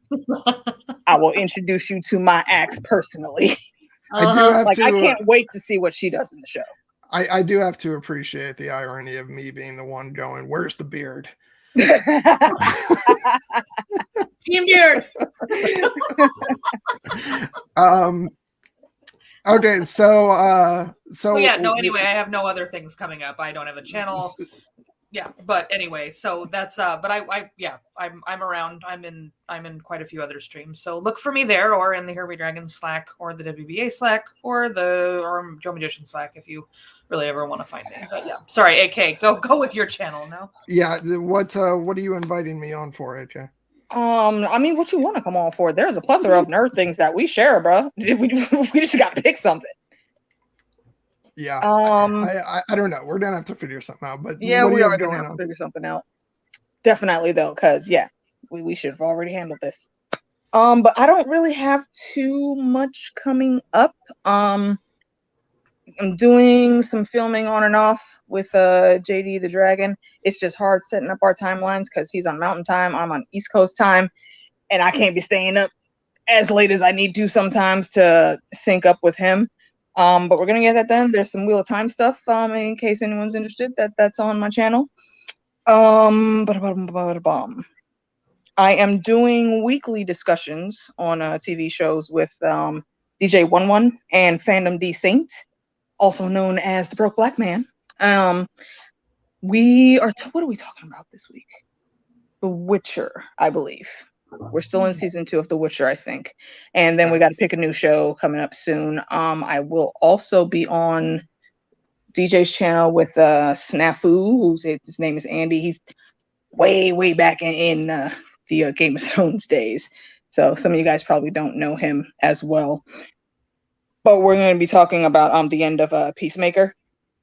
and Okay. just chatting up, wrapping up about the season and what we thought of it. And if you haven't watched it, it's actually really decent. Please go over to HBO Max and check it out. I liked the movie.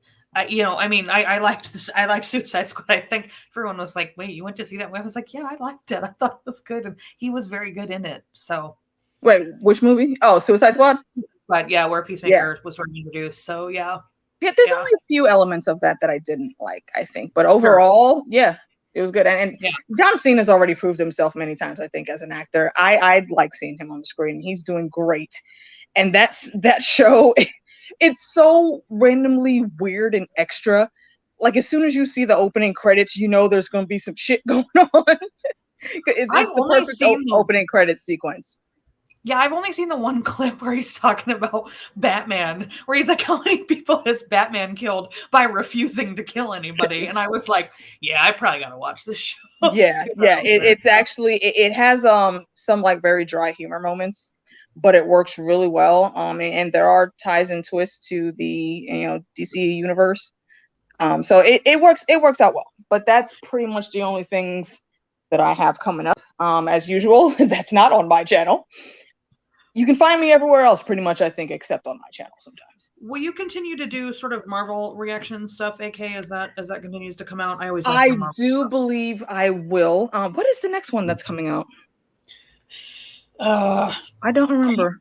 I didn't finish Hawkeye just because I watched that out of sync, so I didn't do that one. But there are quite a few coming up that I definitely plan on covering. So yeah, definitely watch out for that. I'll be doing some reactions and more than likely discussions with Manic Meeks as well.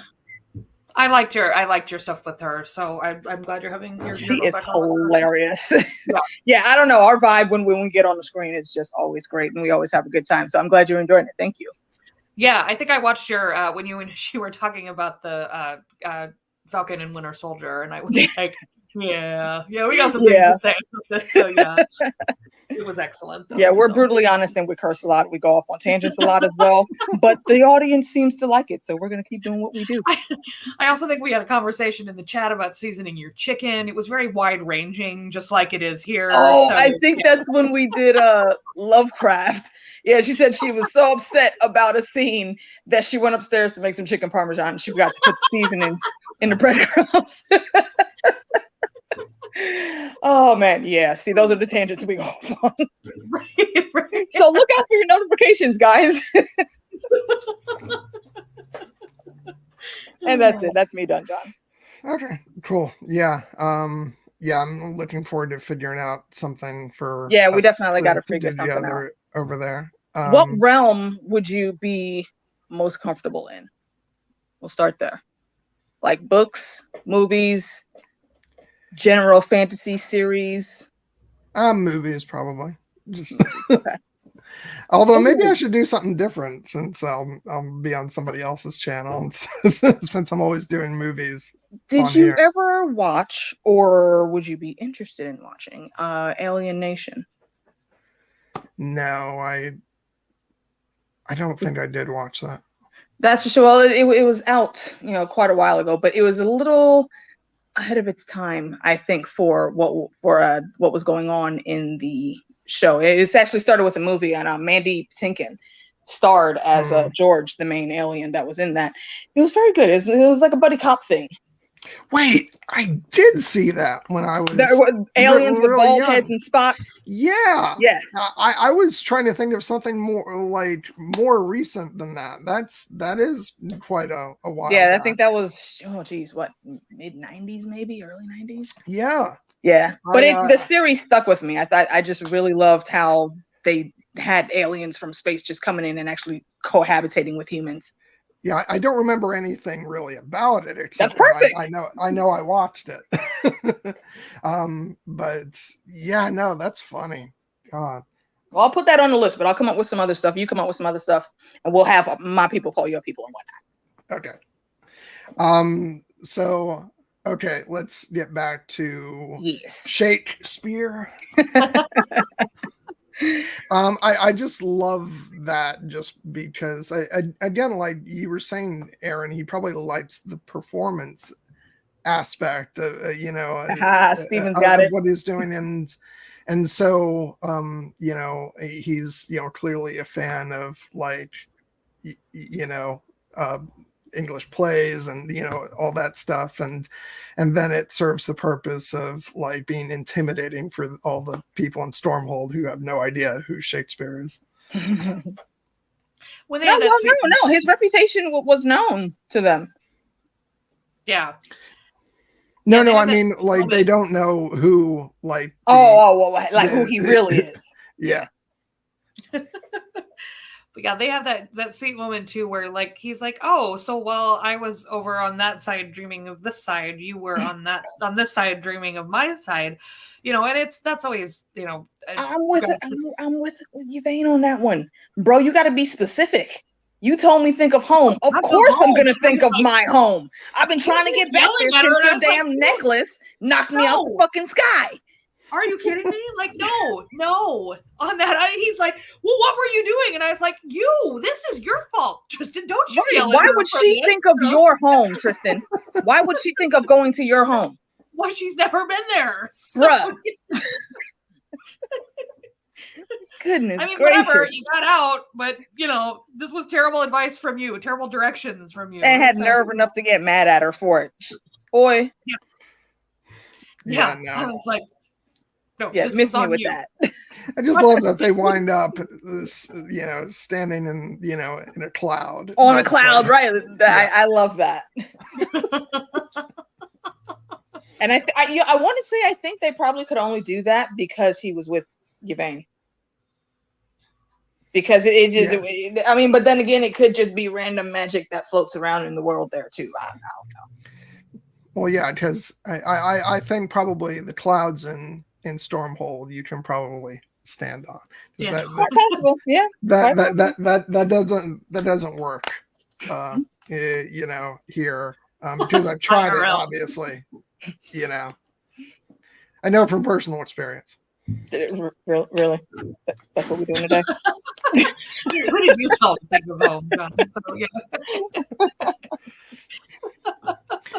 No, like that's what I was up to on the plane trip to back home from HereWeCon. I just ventured out onto the wing and tried to jump into a cloud, and I got home real fast. You ventured out on the okay.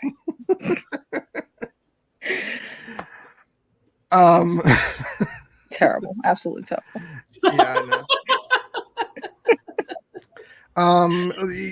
We can go back into talking about Ricky Gervais, because I just love when Lamia, turns his Lamia was not for his shit. Monkey. Yeah, it's like I was like, this is such a commentary on people wanting to just shut Ricky Gervais up. Or just shut up the bad salesmen. Like that woman asked you one question. You getting ready to give her a whole dissertation about some shit she don't care about. It's so true. Like, just stop talking. What's that? Fifth Element. Right. Oh, that's a movie I'd love to talk about. Yeah. I know Steven would love to talk about that. He loves one of my favorites. One of my favorites too. It's another one of those whimsy, campy movies that are so great, and every big star in there did the damn thing. Yeah. Yeah, my sister married a man called Corbin, and the first time I met him, I was like, Corbin Dallas! And when he got the joke, I was like, yes, you can marry this man. So, yeah. That's perfect. That's a movie that's a great example of, there's that famous quote of Harrison Ford's, on Star Wars when he says, George, you can type this, or you can write this, but it doesn't mean I'm going to believe it. Mm-hmm. And Fifth Element is, one of those examples of a movie where the cast absolutely believes what they're saying. Like they're really going for it, Hold on, real quick, Steven, was I on that panel? I think it was just the three of them. I don't think there was a guest. Maybe I was in the chat because I actually do remember talking about it. at What? some point in time previously, but I don't remember where it What? was. What, Fifth Element? Yeah. Yeah. No, we didn't do a stream on it. We I did thought it. you did. We did a watch party in the Zoom. We never did a stream about it. Well, So that's well, still... Steven says you did. Really? Yeah. I have flashes of memory in my brain saying that I was talking to somebody about it before. I think I just don't remember if I was on the panel. I think he's mistaken. I mean, I'll go back. Post the link, Stevens. And look. Maybe we're going crazy. I don't believe that is the case. I think we did a watch party, and that might be what he's thinking of. But I don't know. Who knows? Actually, the movie we're actually talking about. Okay, yes, but back to Captain Shakespeare and his non-driving skills, y'all. How many years this man been on this ship, and the crew still has to say, "Hold on to something, the captain's at the helm." I don't know. I felt like that was deliberate. Like he really wanted to soak the two of them standing at the front, too. You know. I mean, that might have been deliberate, yes. But the crew is already used to shit going off the rails when he's piloting. So, first of all, this was your dad's ship, sir. You've been at the helm many, many times growing up. What are you doing landing this thing like practically on its side to slow down and then turning again? It just don't make sense. It doesn't gives you anxiety to watch him land. It's like the worst roller coaster ride ever. He's good at sailing in the air, just doing the it's the landings that ain't much. great. Your bird to swim, so yeah. And like I kind of love that, like Captain Shakespeare and his crew is kind of like a subplot in this movie, and they sort of, they're important to Tristan and Yvain's development and story, but there's not, and this probably has a lot to do with the fact that the character is not in the book, but I like the fact that there wasn't an effort to like pigeonhole them into like the action climax of the movie. Yeah. They're just there for the part of the story that that they're there for, and it's wonderfully done, and then they get to show up back at the end for the coronation, right? And that's it. It's I kind of love that about their part in the story. It's true. He's sort of there in spirit when he pulls out his sword against Humphrey, but they don't really factor into the end of it. So yeah. Can I also say, since you brought it up, Erin, I love that scene because as soon as Superman saw the sword come out, he was like, "Oh, I can't just beat you over the head with a cane anymore. You actually know how to fight now." Yeah, I'm out. Yeah. He paused real quick. Overestimate his own skills. He was like, "No, I'm good. Thank you." So yeah. Yeah, Stephen did the stream in another dimension. Yo, whatever dimension that was, Stephen, I was right there with you because I swear I remember talking I thought so too. on a panel with this. All in the HBD AU. So yeah. So they continue on their journey towards the wall, and then they run into what's her name? The witch who Ditchwater Style. Hold on. We skipped a part though, which was the shoulder cape. It's beautiful. The shoulder cape that she's wearing when she gets off the boat is just, Kate and I were both like, it all fits her. So yeah. Also, another little part when they got off the boat and they're walking down the road, Victoria's the one that had to remind Tristan, not Victoria, but Yvain had to remind Tristan that Victoria's birthday was the next day. So we don't have 2 days. We got to hurry up. He was like, "Oh, yeah, well remembered. I'd quite forgotten. I wonder why." I wonder what's happening here. Like, did you not hear what your fake uncle just told you? Yeah. Yeah, I think he did, but yeah. So no, but yeah. So sorry. Now we can go to Dishwater Cell. So Yeah. But this is all leading up to basically me talking about how freaking adorable it is that we get a scene of, of Yvain, confessing her love to a mouse. And the pettiness of Tristan just sitting there listening. And later, he practically gives the poor girl a mini heart attack. Like, you understood? It's like, but you were a mouse. You wanted cheese. I mean, who doesn't want cheese? Come on, I want cheese. I'm not a mouse, so come on, Yvain. You got a lot to learn about humans. Unless we are lactose intolerant or vegan, we always want cheese. So yeah. And do you want to get something off your chest, Erin? Me? Yeah. For this scene. So for this scene, I was like, man, I don't know if anyone has ever heard the Lonely Island song Mona Lisa, but it's basically about how the Mona Lisa sucks. And there's a line that's like, it breaks it down in the middle, and it's like, where the fuck are your eyebrows? And that was me in this scene. I was like, where did her eyebrows go, you guys? Like, I know that at the time, the sort of style was like a thicker outside brow and a thinner I guess a thicker inner brow and a thinner outside brow. But like, I don't know why I never before this scene did I notice that she has no eyebrows. She didn't start out the movie that way, did she? I didn't think so. Well, it's I think a lot of it. I'm very surprised now looking at this. Like, I didn't even notice that at all. Well, I think it's the color. Like, they are thin, but the color doesn't help. Yeah. The lighting makes them disappear, I guess. Yeah. Yeah, it's just the whole scene is like her giving this beautiful speech about love, and I'm like, where did they go though? So, Sandry, my also love. Sanrixian, hello, my darling. Hi, Sandry. But yeah, so the whole time she's like, oh, love is messy, and I'm like, where did your eyebrows go though, please? So yeah. And meanwhile, of course, I'm so focused on the romanticism. John is weeping at the romance while I'm wondering about her fucking eyebrows. So that's John's and my relationship in a nutshell. Yeah, so. and I'm like, God damn it, Erin. Something else I just noticed. When she crash landed, she just happened to see the necklace laying next to her, and she put it on. Ma'am, why did you put that on? I mean, it was something of value, I suppose. So, but she's a star. She doesn't care about monetary things like that.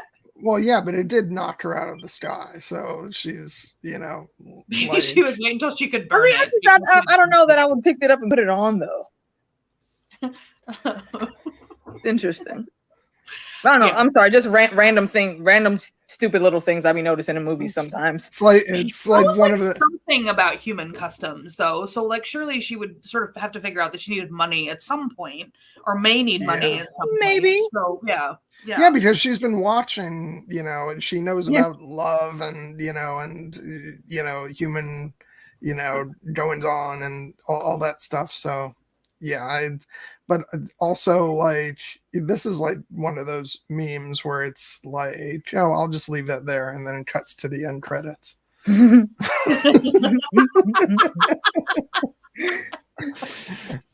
Good point. Yeah.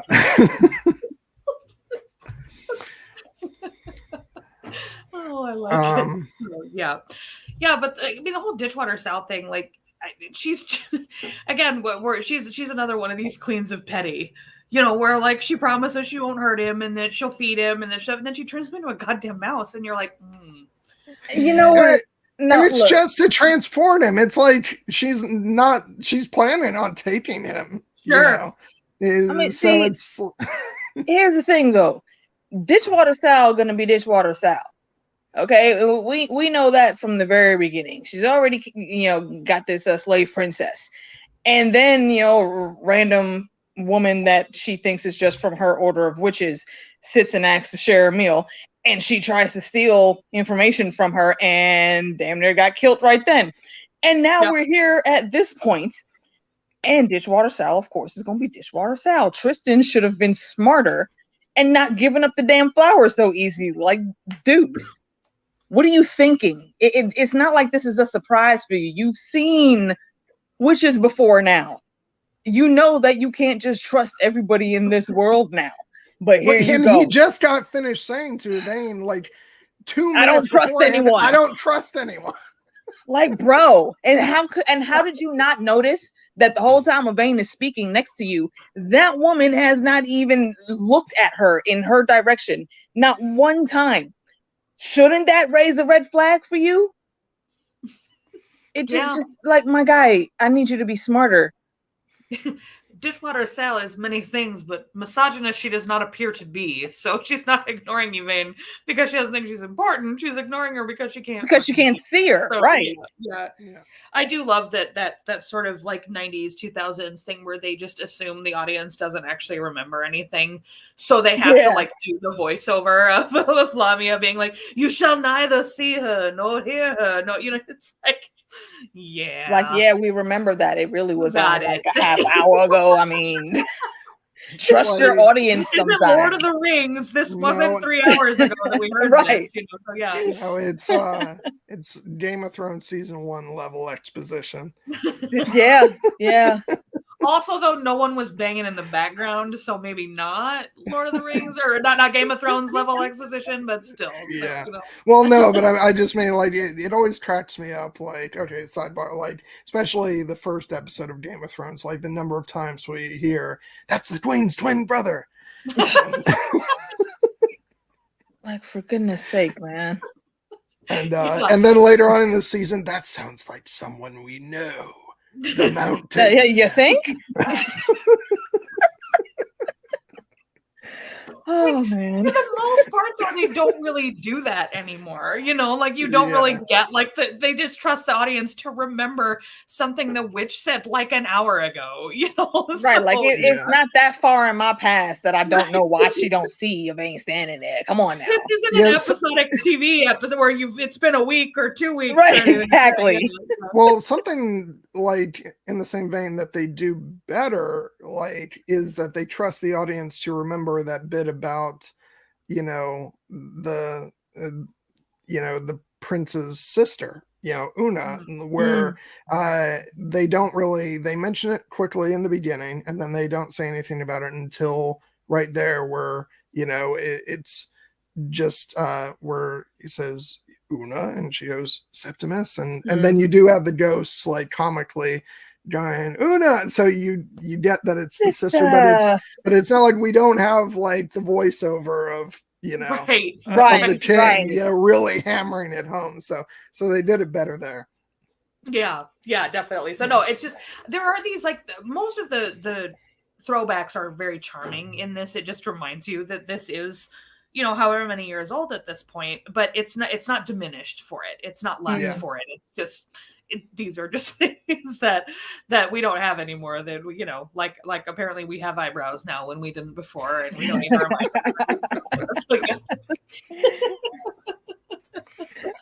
See, the stronghold pettiness is rubbing off on you. Yeah. I don't know if I needed any rubbing off on, but so yeah. No, but no, we stand the petty house. Oh yeah. I love a good petty. But okay, so like I love a good romance, and like when they get back to the inn, and and he lets her know that he heard everything, and she's got all her embarrassment, and then he's like you really want to know what the captain said to me, and and all that stuff, and it's like my true love is right in front of me, and he was right, and the music comes in, and she's just shining, and it's beautiful and heartwarming, and you get to be happy just for a little bit before the drama kicks back up again. Indeed. And I love that the end was called The Slaughtered Prince. All of them sitting there being like, once again, they got to hammer that metaphor home there. They're all sitting under the Slaughtered Prince. That whole little market town, man, there's some shenanigans going on there. Like, I would love to go explore that place. Ooh, right. Sorry, everybody drink. I'm gonna mention the book again. But in the book, there's like a mention that Dipwater Sal is like, hey, there are fewer and fewer people at this market every year. Like in like 60 years, it will be gone. And like that was like one of the saddest parts of the whole. I was like, no, not the fairy market. I don't want it to be gone. You know, like I want to be there all the time. So yeah, I love stuff like that. I love the idea of fantasy or fairy markets and the different things that you could possibly buy there or sell there. Like even in the very beginning when she's like, it could cost the color of your eyes, it could cost like all of your memories before the age of 3 and like all that stuff. I love, that's one of the reasons why fairy is my favorite sort of fantasy realm in general, is that I love the idea of bargaining with that sort of stuff rather than with hard coin and other things like that. So yeah, the fairy market is very dear to me. So, and it isn't in the book, isn't it just called fairy? Isn't Stormhold a thing for the movie? No, Stormhold exists in the books, but the whole kingdom is basically Beyond the Wall. Stormhold is like a kingdom within a kingdom. Okay. So okay. The whole wall is not called Stormhold. So yeah, but Stormhold does exist as a kingdom in Fairy or Beyond the Wall. So yeah. Okay. Yeah. Nice. And Neverwhere, Cloaked One. That's a really good comparison there. Yeah. Yep. I was just going to point that out as well. So Gaiman tends these days to write more in fantasy in a contemporary world. So like American Gods and the Graveyard Book and Sandman even and things like that. So, but there are certain novels of his like Stardust and like Neverwhere. Even Neverwhere is mostly in the contemporary world, but has that underground like the underground market. Yeah. And also, you know, we're not sponsored by Audible, but if you want to hear a really good performance of Neverwhere starring Mr. Tumnus, then go check that out on Audible. You won't be disappointed. And if you don't know who Mr. Tumnus is, I mean James McAvoy. Yeah. Great last name on that guy. So and then I'm over here thinking Robbie Turner, because of course everything goes back to a Keira Knightley movie.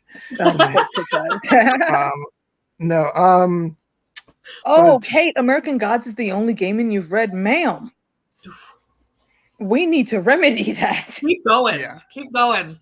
Yes, please sift through his whole library. You will not be disappointed. Side note. Super quick. AK, have you read his poem "The Fairy Reel"? I have not. It's in his short stories. It's in Fragile Things, I think. There's Smoke and Mirrors and there's Fragile Things that are like his short stories, and then this is a poem. And the Fairy Reel like is amazing. So yeah, there's a part in it that talks about how like it's basically about going into fairy, and it's about how the brownies basically take your heart and like string a violin with it and like play music. It's vintage Gaiman, and it's so yeah. Nice.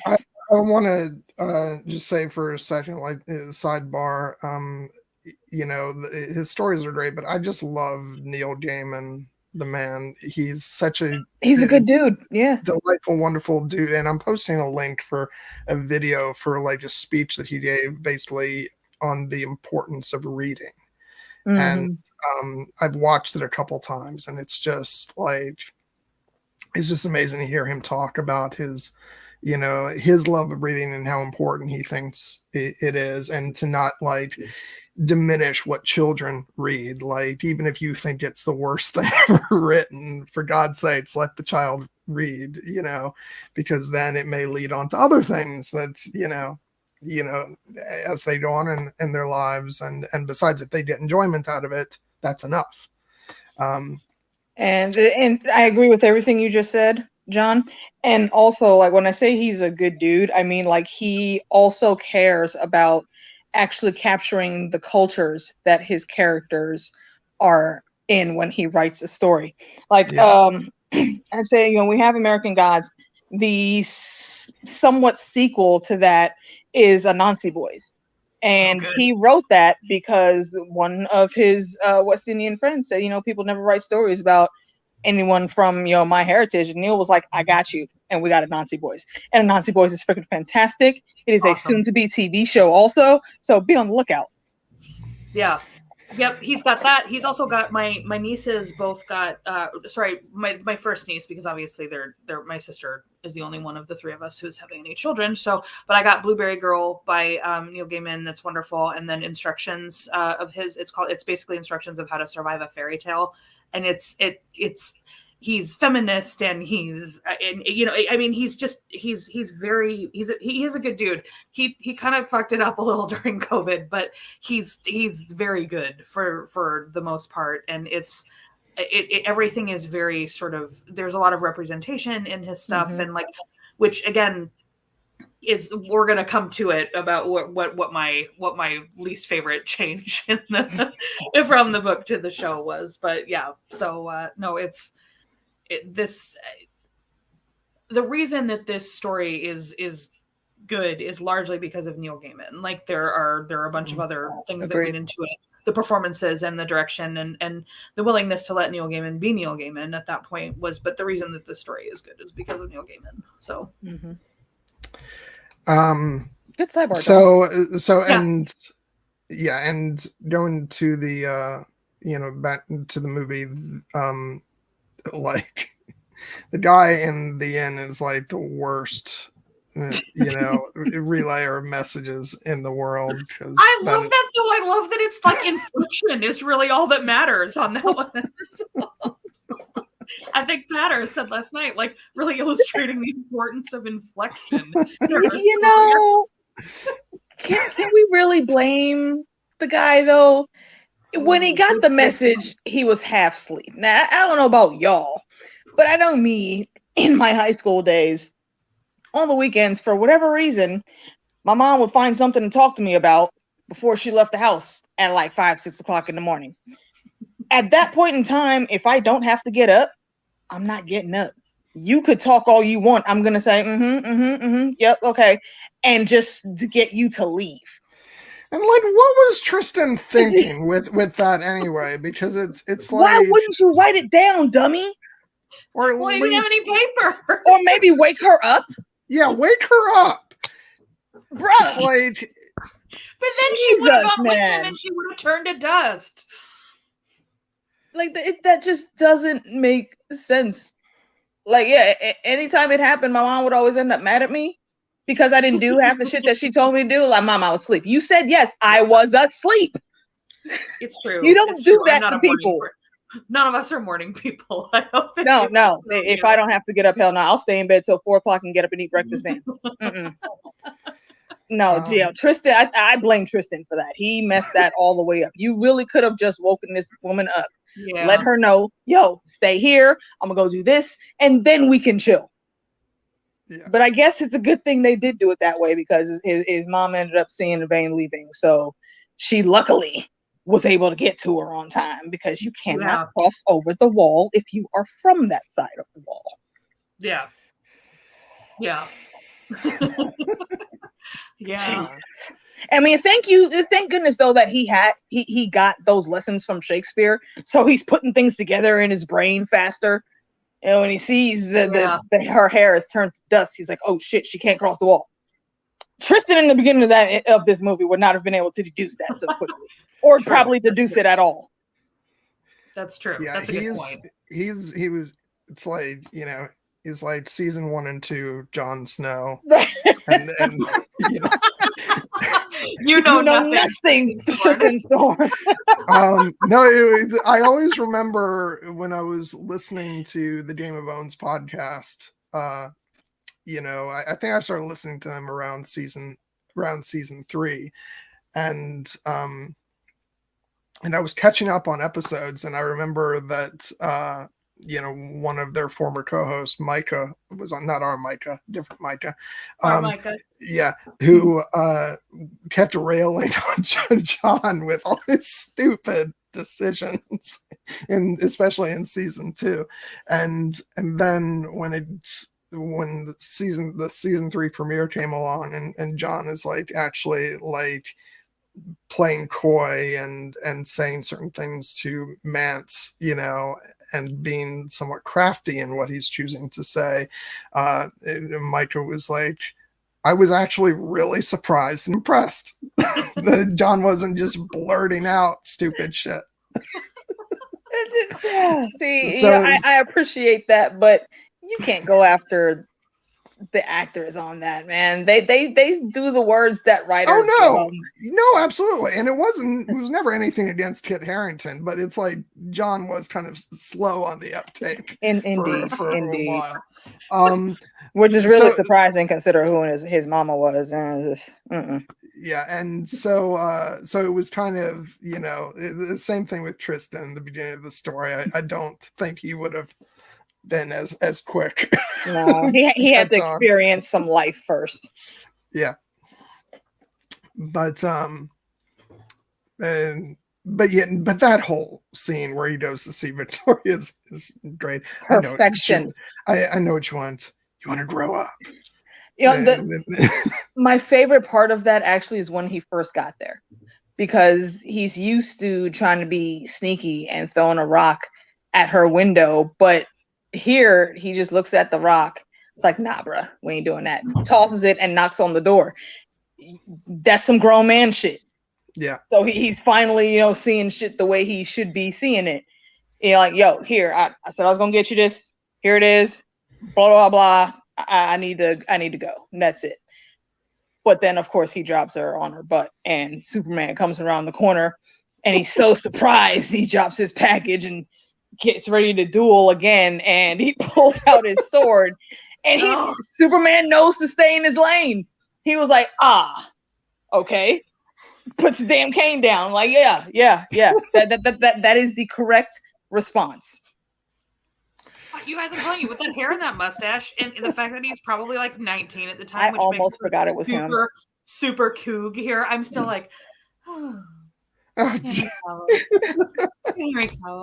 Look at that jawline. That's what somebody said last night. The jawline remains the same, and that's always it does. So, he does have a strong jawline.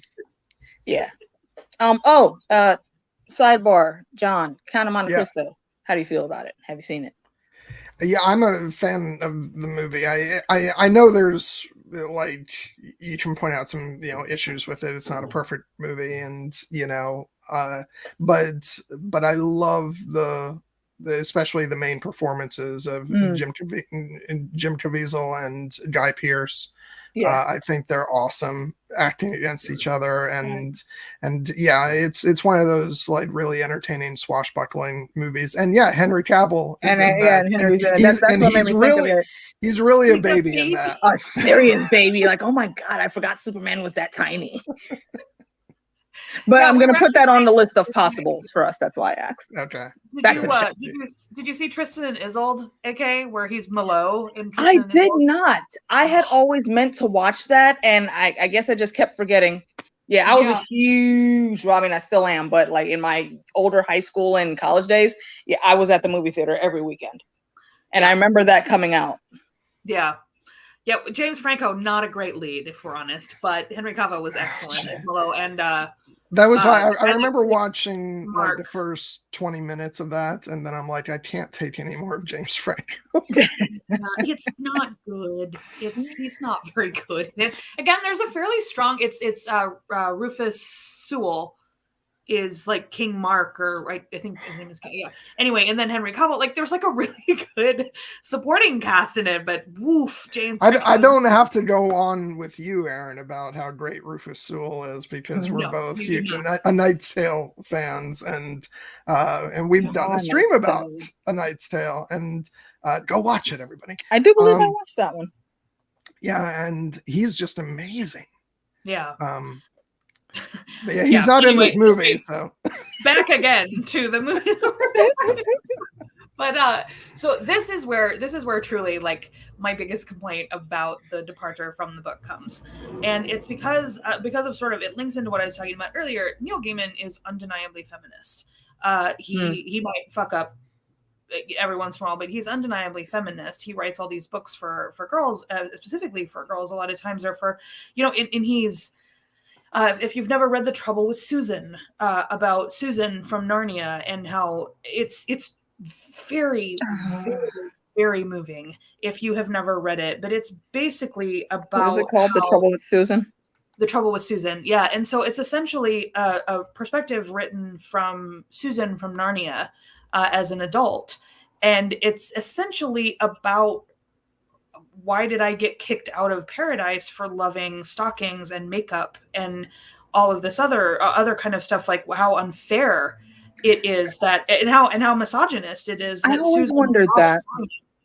Susan lost Narnia because they basically their whole idea is that because she loved makeup and stockings and different things like that. So it's from an older, a sort of an elderly Susan's perspective, and it's talking about how gross and unfair that is. So please, if you've never read it, it's a short story. Go and read The Trouble with Susan. It's very good. So, but Neil Gaiman is undeniably a sort of feminist writer, and one of the things that I like the most about the Stardust book is that Victoria is not evil. She sort of, they're both kids when he goes off to find the star. And then when he comes back with, he leaves of it. He doesn't take her hair or anything. He just leaves her on the other side of the wall. When he comes back, she is nothing but apologetic. She is like, I am sorry. I had already told somebody that I was already promised to somebody who actually in the books is his boss at the shop. Ew. God. Oh, no. Yeah, he's like an older man. She's like, I wouldn't kiss you before you left, even though we had kissed, like as children or whatever, because I'd already promised him my hand. And this was a terrible, terrible thing for me to do. I was horrible. I was selfish. I thought I was the cause of your death. But I told you that if you brought back the star, I would marry you, and I will. I will marry you if that is what you want, even though I am engaged to this other person, and so she's not a bad guy in the books. She was just a kid like Tristan was, but she comes around to it and she owns up to it and says, and in the books, Tristan's like, no, you said you would give me my heart's desire. And my heart's desire is that you go and you marry Mr. Monday. Cause there's a whole thing in the books about, Una will be free when the moon loses her daughter, if it occurs in a week when 2 Mondays come together. So that's how the sort of thing that she marries, she marries Mr. Monday and they come together and the moon loses her daughter in Yvain. So there's this whole thing, but I did not care for Victoria, the snotty bitch.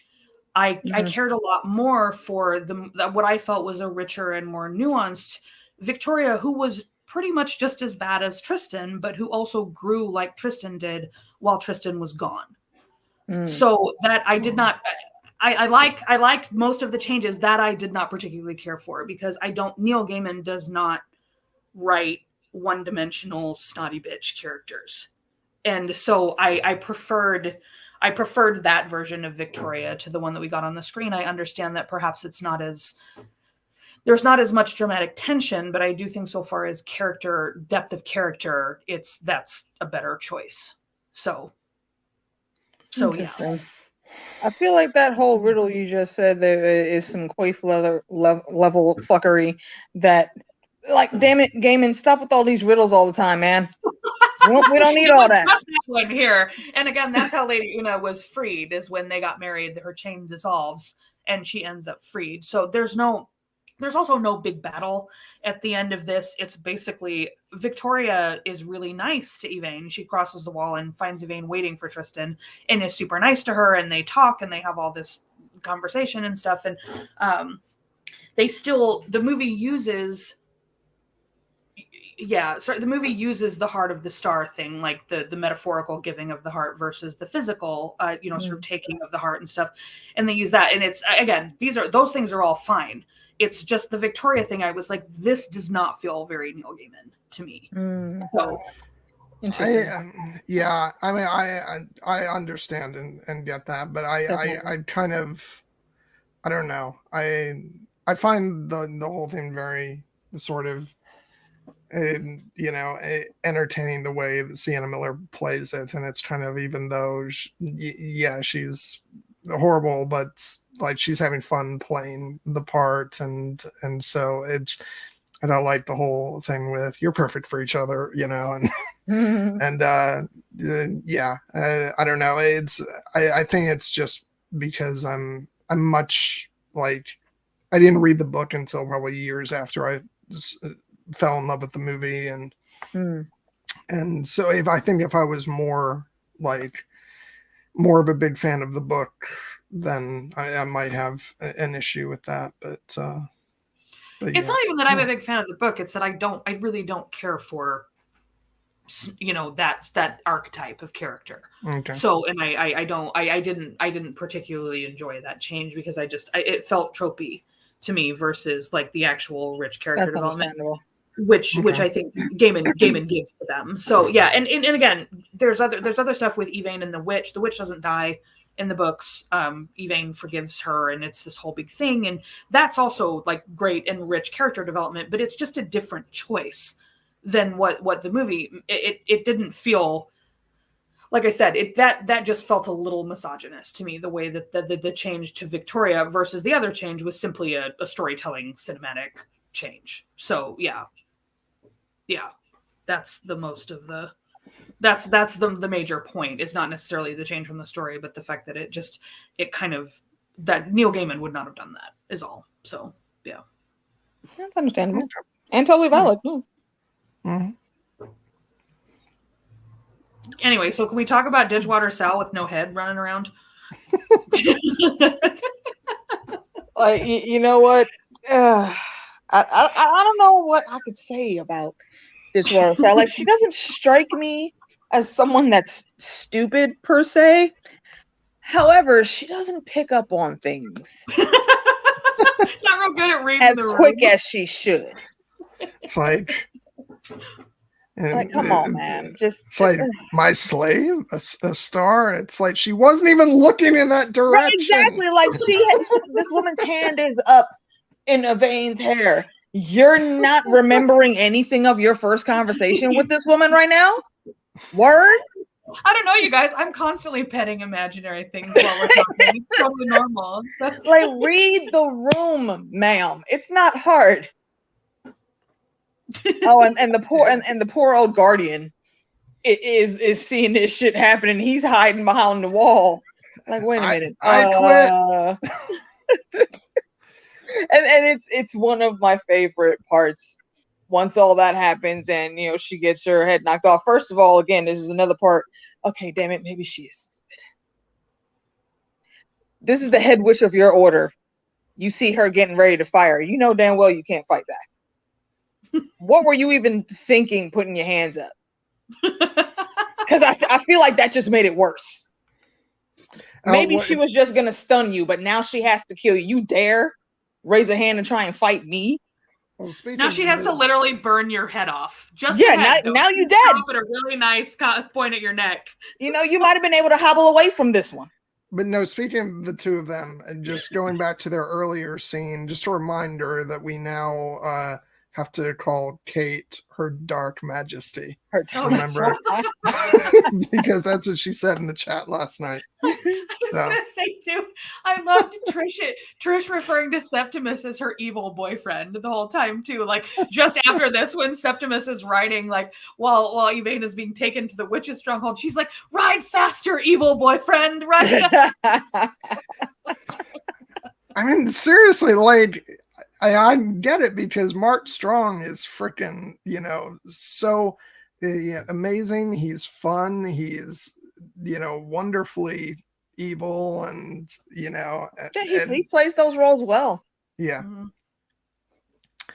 I love too, though, the obvious big 7 being tattooed on the back of his hand. You're like, okay, yeah, you are definitely your father's kid. Because the glorification of that just speaks volumes.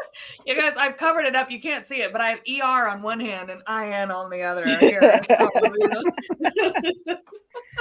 Oh my goodness. So I do love, as they roll out, Tristan, he was pretty quick getting back there, but not quite quick enough. And the old man's already walking away. Like, nope, fuck this shit. He sees Tristan coming. What? You know what? Go on ahead. I ain't gonna stop you this time, young blood. I got shit to go do. I'm done with this shit. Fuck this town council, and hell no, I ain't doing this no more. What happened? Where to start? He's so overwhelmed with his PTSD now. He can't even fathom the shit that he just saw.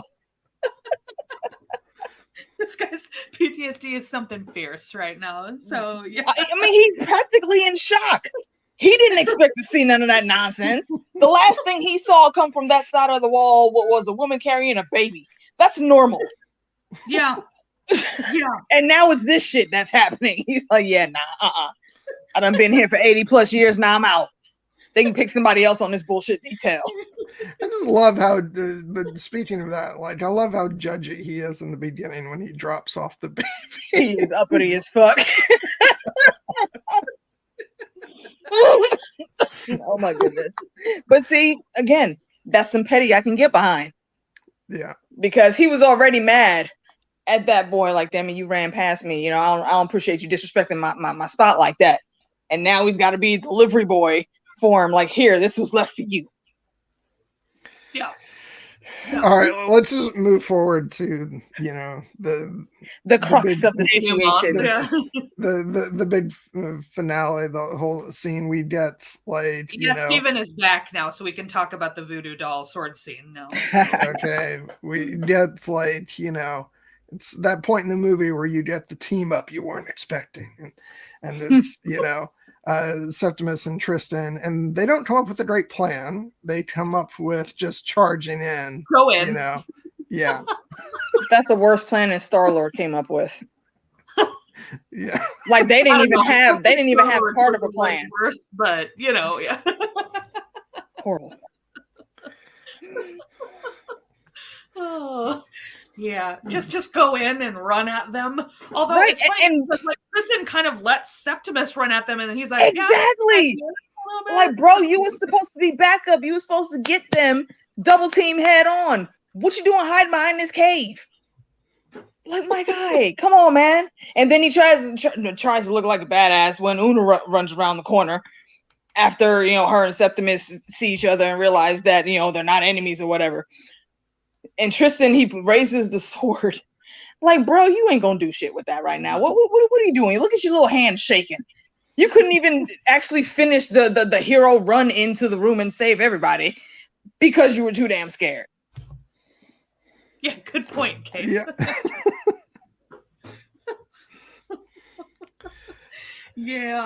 Yeah, it's not a good plan. And then again, it's like Tristan's supposed to be the hero, but like, is he here, or is it because Septimus kind of did all the heavy lifting? Yeah, that's part of the great thing is like he's, you know, he's our lead, but he's not, like, that's not what he's really good at. So it's like Septimus does most of, like, the sword fighting stuff, and then, you know, and then Yvain is the one who, actually, the one with real power. Of course, she throws him a bone. Is like, I couldn't have done that without you, which is true. But I mean, you know, that's true.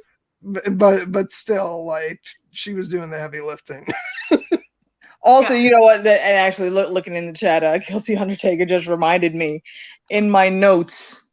What did I put? You know, the animals. You know, they came out and they handled one.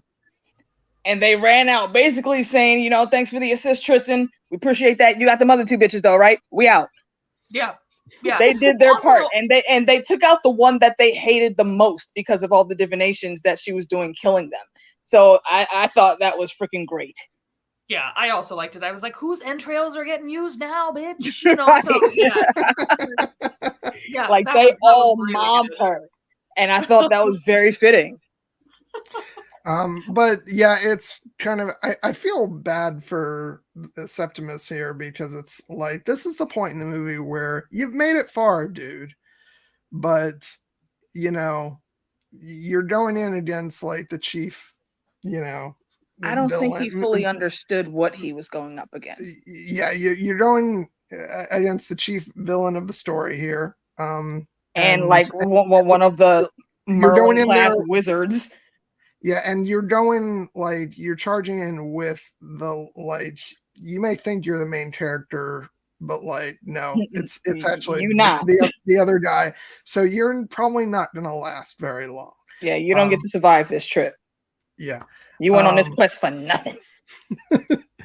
But, and that's why I kind of like the voodoo Septimus because it keeps him I don't know if his Mark physical Strong body around, for a little longer. Like, I don't know if he actually did that himself, but if he did, or even if it was him or the stunt guy, whoever, they did a great job moving with what was supposed to be a broken body that's trapped in water. I thought that whole thing looked spectacular. So I love that. So the drowning scene is the whole thing with the voodoo doll. I actually quite like the beginning part with the voodoo doll where she breaks his arm and she breaks his leg, but then she sort of drowns him. But to get real personal here on this chat, but my biggest fear is dying in any way that involves running out of air, drowning or being strangled or suffocated or like anything like that. I can't. It's difficult for me to watch people die that way on screen because it's such a like deep-seated fear of mine. So it's that scene with him drowning is so beautiful and so horrifying at the same time for me. It's like one of those things that I'm like, I can't look. But the whole time because it's just gorgeous, but it's also like it makes me feel like I can't breathe. It's terrible. If anything ever were to convince me of the existence of past lives, it's my complete and utter terror of like running out of air in some way. There's no reason in my actual current life that I would feel that way, but I have always loved this scene because it does make it so beautiful. Like the hair floating around him and his eyes being sort of veiled over and stuff. It's really, really wonderful. It was done really well, and it still holds up on screen. Yes, it does. Those special effects are great, I think, still. So yeah. Also, if you've never seen The Old Guard, prepare yourself if you watch it. I have not, but I will remember that. Thank you. Charlie Theron, good flick. Yeah, that's one that I want to watch, definitely. I just haven't gotten around to it. I also like that there's a moment where like Septimus seems to be able to actually see his brothers before he actually dies. I like that he's wet too when he goes back into the afterlife. So, yeah. It's like however they die is how they stay until their spirits move on. Tertius got the best deal with that because he died from poisoning. Everybody else, like look, dude, one of them's naked, the other ones are wet. A few of them have like their one side of their faces smushed in. Yeah. I just like the end, and then they're all just like, what are we supposed to do now? Wait, so we're just gonna have to sit here with each other? Really? Yeah. Like this is it? Yeah, but the sword fight part is the one that I know Steven is saying that he loves it, and that one is I was not quite as into that. I find it difficult to believe that she could be manipulating the voodoo doll in a way to do a very good sword fight there. I also think it just kind of it elongates the conclusion at a point where I would rather it moved forward a little faster. But I'm clearly in the minority on this one since John loves it. I think you just don't like action scenes with Charlie Cox. Well, I know I talked about liking the brick scene okay, so Erin, okay, because you're thinking that slight shameless plug, but me and 1000 Eyes of One podcast did a review and discussion about the Serpent and the Rainbow, and it's an old movie from way back, and the art of voodoo is very prominent throughout the whole thing. So I'd encourage you to go watch that. There is a reason that she's able still to control that body when she's not holding the thing afterwards. It's really weird, but of course it's a fantasy story. They're not going to go all the way into that. Yeah, I'm going to New Orleans next week, so planning to do some voodoo shit while I'm down there too. So don't go looking for it. Lightweight, dangerous. Don't do that. No, I mean not do voodoo shit, but but no, I'm gonna go do some looking and researching into I do wholeheartedly though agree with y'all. That was a very, very cool looking scene. Yeah, I like it. Yeah, it definitely worked. And I love the brothers commentary. Like Septimus, even when he saw his body fall, even he was rooting for Tristan winning the fight. And I thought that was great. It's like we're spectators watching the spectators on the front lines. Yeah, no, it's great. Just all of their like, ooh, and right. And then of course when when Yvain ends up killing Lamia, just all the clapping. It's great. Yo, Lamia was like the queen of petty throughout the whole movie, and her petty was strong, and I respect that. Yeah. All the way up to the end, she gave no fucks. we stand a petty queen for sure. So yeah. I've just really got a rave about the moment though when when Yvain's there, her old speech of I must thank you, boy. What good was her heart when it was broken? And then the way the music starts to build up and Yvain says, hold me tight, and he's like, what, why? And then again the music continuing to build, and she's like, what do stars do? Shine. And then hold the on, music boo thing. picks up just give me a hug. I got this. Yeah, and just she grows brighter and brighter and brighter, and just it's so beautiful. And this is the piece of music that I always go back to, and I'm like, I'm just like, it's so beautiful and amazing. And can you highlight what Micah just said? Oh, that's beautiful. So totally fitting. I appreciate that. I assume this is a D&D reference. Yeah, she did totally like disintegrate, man. She was no more. It's and also, don't we all feel like that when we get a wanted and solicited hug? Like, I feel like that. I feel like I could disintegrate some witches when I get a good hug. So, yeah, indeed. The other piece of music, John, that was great aside from this one was when she's falling to earth in the first place. Yes. Yeah. Yeah, it's the same theme. Yeah. Yeah. It's absolutely amazing. And I feel like, I don't remember what it was for, but they used it in a trailer for something that was like Stardust. Dude, there's an episode of NCIS Los Angeles when they use a piece of music from Lord of the Rings. And I was like, wait, what? No, this is Lord of the Rings music. So anyway, so yeah, it's funny to hear it in other things, but still. So no, that was when they did the the Man of Steel trailers, and they used the did they? They used the music for Gandalf's Fall. And interesting. And I was like, nope, don't do that. You can't get away with that. Nope. How dare thee? Oh my god, I don't remember that. I don't remember that either. I felt the exact same. It's like, this is Lord of the Rings, all right? It belongs to Tolkien stories. It can be used in trailers for other Tolkien things, but you can't just put it in a freaking Superman trailer. Yeah. My God, sorry, Kate, us disintegrating from good hugs, you say? Ice and fire fun. Yeah, sorry, everyone else is getting disintegrated when we're all hugging. So yeah. Yeah, the use of the can is great, which they bring back in the end credits as well. After they've got a song that plays first when the credits come up, and then and then it goes back to the can. And then we get the ARG at the end too. So. Yeah, at the very we get a post credits sound effect. ARG.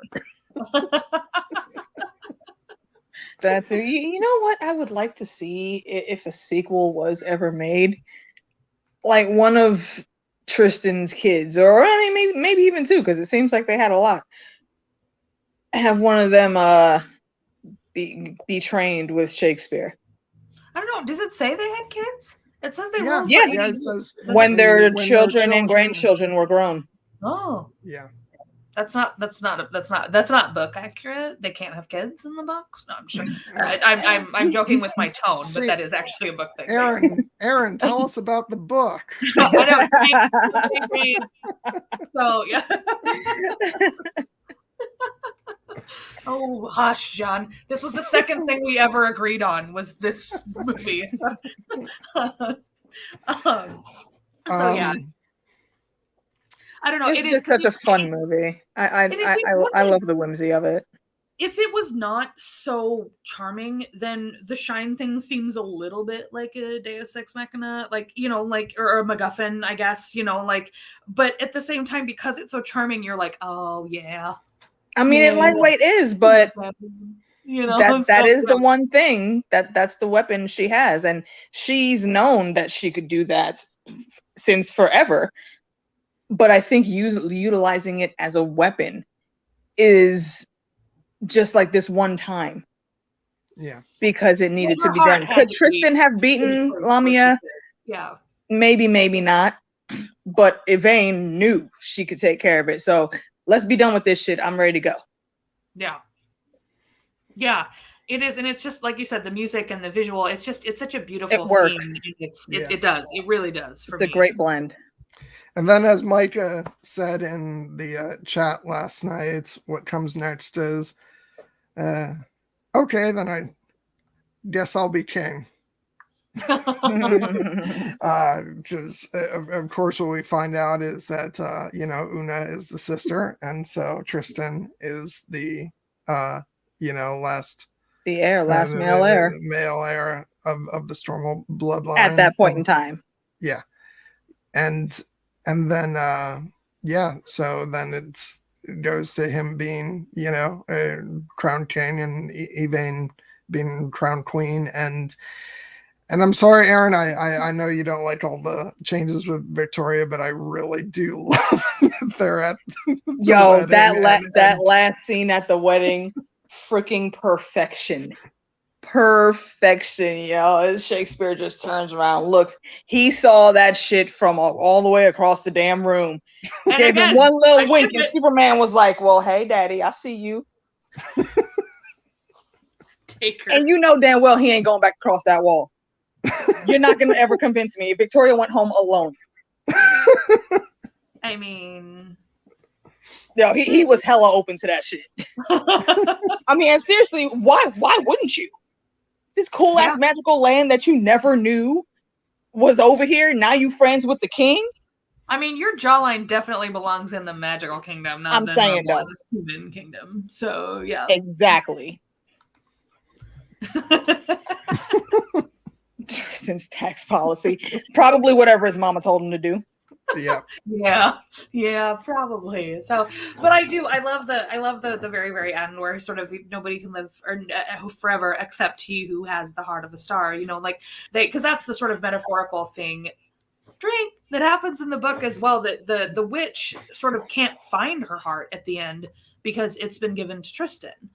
She meets the witch and she's old and wizened and she's saying, I can't find your heart anymore. Why? And Yvain is saying, because it's not mine anymore. I gave it to Tristan, and I love that they kept that piece of it. Even if it wasn't exactly in the same way, they kept the metaphorical giving your heart to someone instead of the actual physical meaning of it as well. I loved the way that they worked that into the end. And I love the idea of them going then, Tristan, you jerk, to Yvain's home, the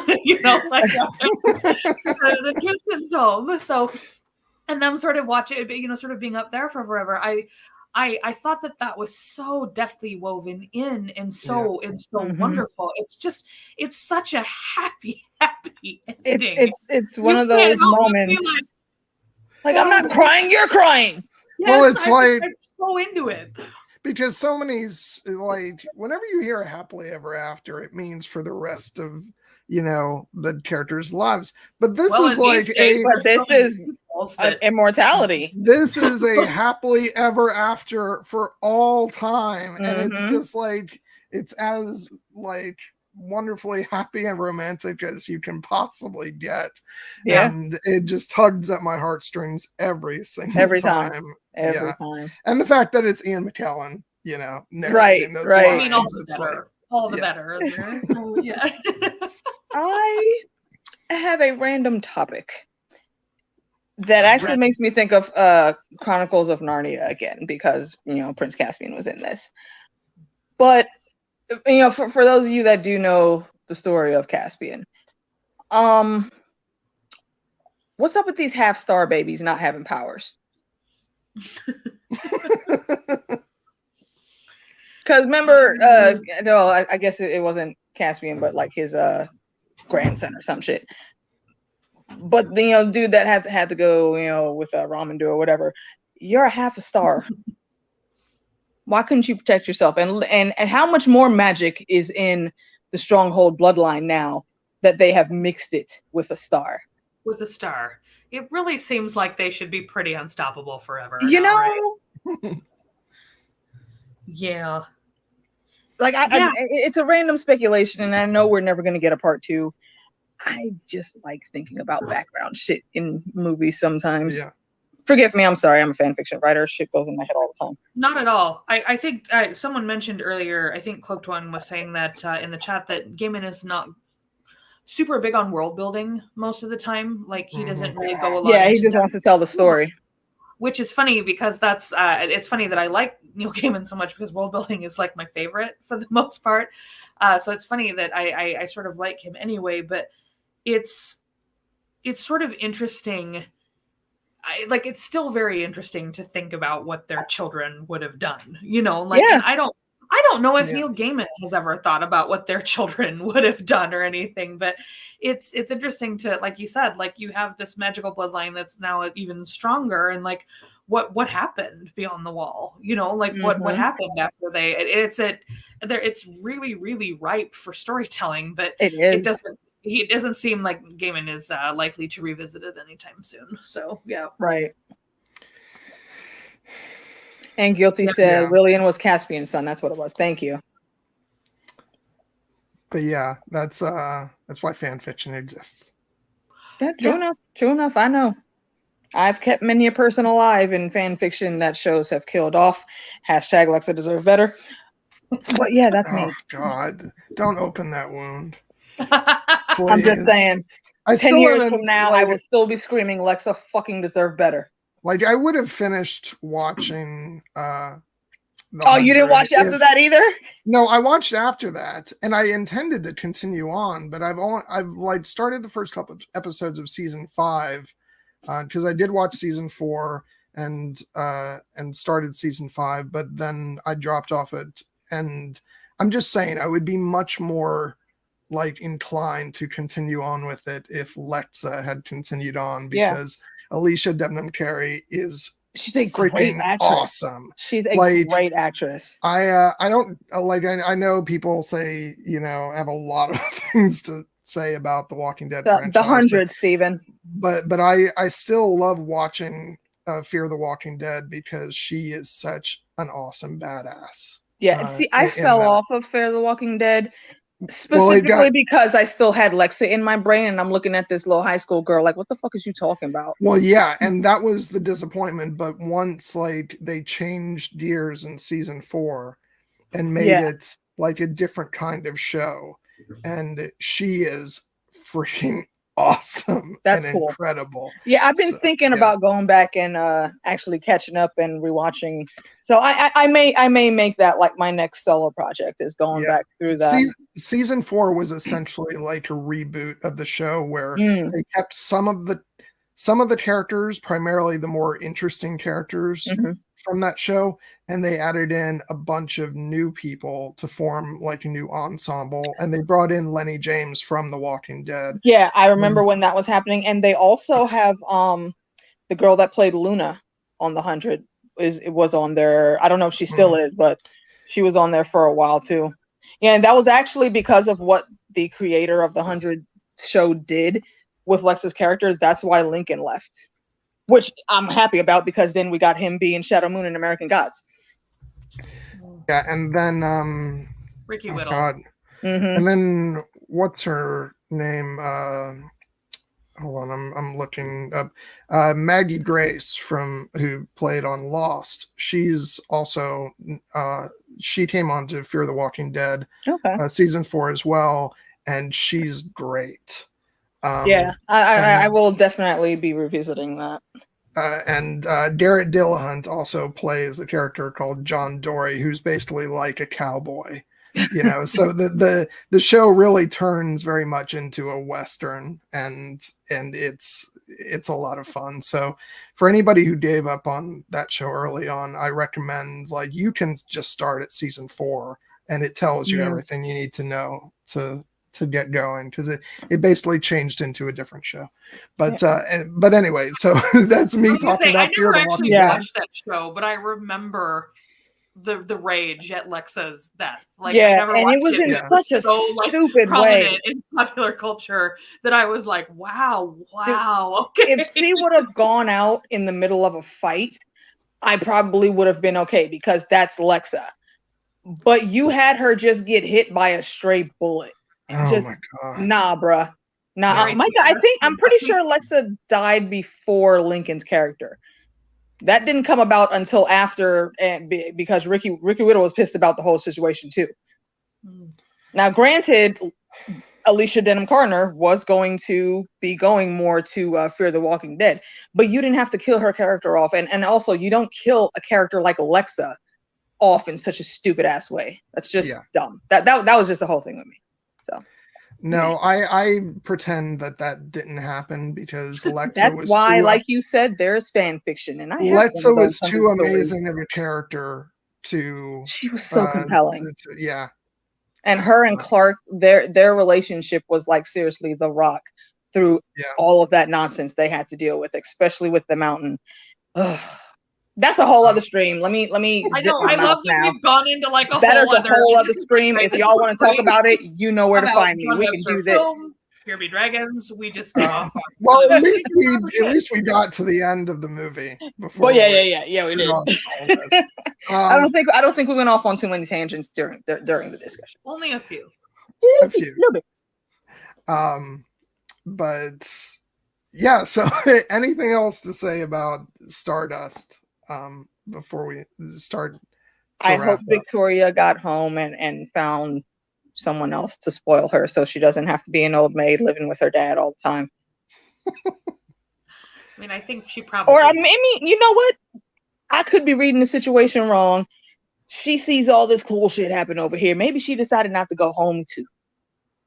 Who knows? She could have found something to do there. Or I don't know, maybe it leads back to the book, Erin. Maybe she went home and hooked up with Mr. Monday. No, don't do that. I don't think Mr. Monday is quite as old in the book as he was in the movie. So, but she really loved him, and it's so no. Sorry, like I said, without once again going back to the book or anything like that.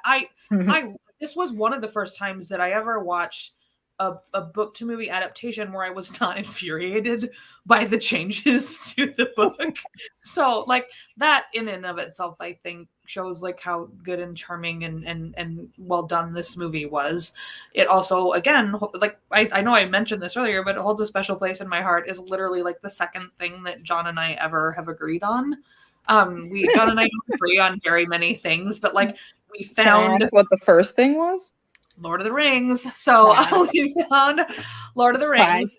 So did the discovery of Stardust even predate A Knight's Tale? I think so. I think it did. What movies you were thinking about streaming on. And one of them was Stardust. And I was like, hey, I would love to talk about Stardust with you. I love Stardust. I love Neil Gaiman. I love the movie. I love the book. I love all that stuff. I think A Knight's Tale came later. So it's John and I have such a good and solid friendship now that it's funny to remember when we literally were do we like anything that's the same or no? Okay. And and so many of our conversations now stay within the realm of the stuff that we agree on, that it's so funny then when when something comes up and we're really on opposite ends, we're like, oh wait, that's right, there's a lot of stuff we disagree on. I mean, that makes for good discussion, though. Yeah. And now, AK, it holds an even more special place in my heart as the first thing I ever streamed with you on. So, I mean, it's now we just keep building on how good Stardust is. So it is. To me, this really was a sleeper movie, and I think it should have been given a whole lot more clout than it has been. And like I said earlier, De Niro and how he played Captain Shakespeare, just chef's kiss. Every little bit of everything that he put into that role was freaking gold. Yeah, no, it's great. Pineapple don't go on pizza, Steven. 20 points from Gryffindor. John doesn't like anything, so clearly that I like things and John doesn't like food things that John doesn't. We obviously don't agree on pineapple. Well, I clearly like some food. Otherwise, I wouldn't be alive. Yeah. AK, have you heard about the hard shell beef tacos with only the shell and the beef in them? Why? Great question. If you're talking about Taco Bell size, no, it wasn't. You're talking about John going to a Tex-Mex restaurant and ordering shells with meat in them. Well, how much meat are they putting in? Are they like filling the shell up where all the vegetables and extra stuff would be? Probably not. Yeah. Well, if you're actually getting a full taco of I know meat, then I can understand that. I know that that's what I do when we have tacos at home, at least. So okay. Sorry, we just always John doesn't like very much food, so he likes very plain I'm stuff. picky about my food too sometimes, so I understand that. That's all right. I like what I like. You, bro. Don't you come judging us, Erin. But oh my god, the look. Okay, I guarantee you that you would be on my side in this argument. The look that Steven gave me as he was sitting across from me at that restaurant, like, not was like was it the blasphemy? He wasn't like angry. He was just like mystified and like very subtly, or maybe not so subtly, judging, like how can you do this? There's Sean, there's Picky, and then there's John. But hey, I also had the tortilla chips with salsa. And so there was some salsa in there somewhere. I'm usually very, very minimalist when it comes to my tacos as well. A little bit of cheese, the beefs, maybe some lettuce, sour cream. That's it. John is out on 3 of those things. So I mean, you like what you like. Like I said, I'm very picky when it comes to some foods. So yeah, I get it. I guarantee you, John does not season his chicken properly. I'm just saying. So. Oh, sir, no, we got to season the chicken. All right. So anyway, we finished up the movie discussion, so we should probably wind things down. So just once again, I'll just say, finally about like my feelings on the movie. I love this. For me, it's it's one of my favorite like fantasy films of all time, and probably all the more so because it was such a it made such a small impact when it came out, and it was like, have you heard of this movie? And it's just so charming and funny and heartwarming. So like, it's one of those movies that I'm always like, when I'm talking about movies to someone, I usually throw 2 things out there. I'm like, have you seen Gattaca? And have you seen Stardust? And those are like the 2 that like aren't like massive, huge known hits that I'm always making it my personal mission to make sure that people see. So yeah, I absolutely love it. And and it's been a lot of fun getting to chat about it with you guys, and especially since Erin and I have been talking about it for so long. True. So it's like 2 years at this point at least. So Yeah. I mean, there's a reason that they were able to get all of the big name stars for this movie that they did. I'm pretty sure every last one of them already knew who Neil Gaiman was. Whether or not they read the book, I can't tell, but they saw the script, they saw his name, and they were on board. And they all played their parts perfectly.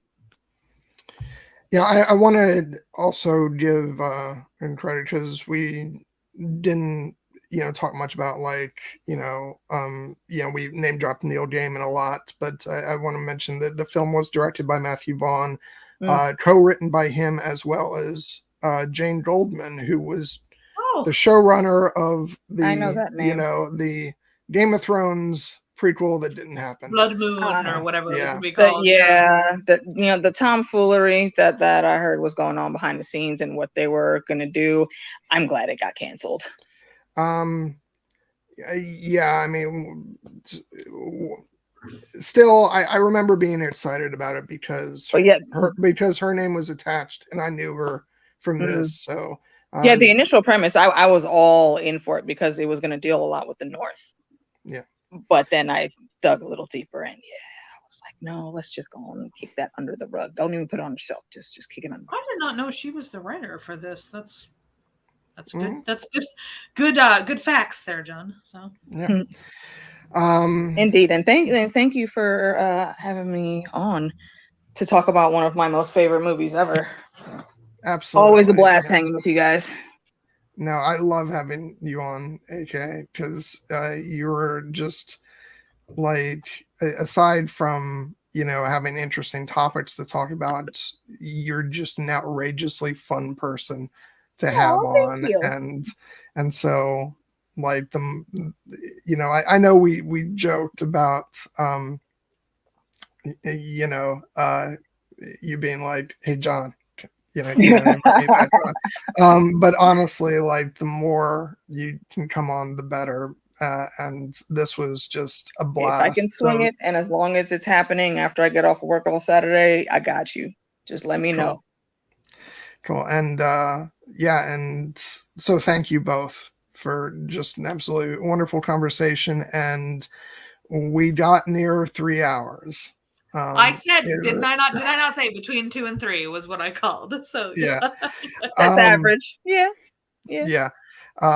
Because I don't think it's possible, Erin, for you and I to do a 2-hour stream. It just yeah. That's what last night we were talking about how long it would be, and I was like, we have never gone 2 hours. So yeah. Thank you for having us, John. This was really fun. So yep, my pleasure. And so once again, teasing stuff that's coming up this month. Nothing on this channel, but on Monday at 5:00 Eastern, I will be on Voice of Geekdom talking with Dan and a couple other wonderful people about the new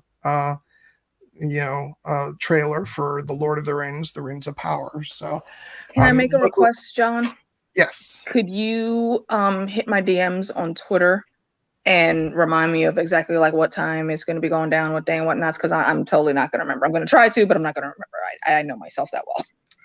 Absolutely. And something I am going to do right here for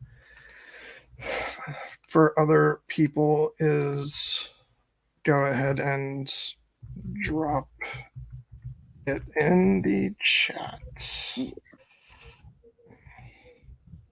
Erin, we need to rap about what I'm gonna have you on for too. Or if y'all want to come together, we can make this happen. Definitely.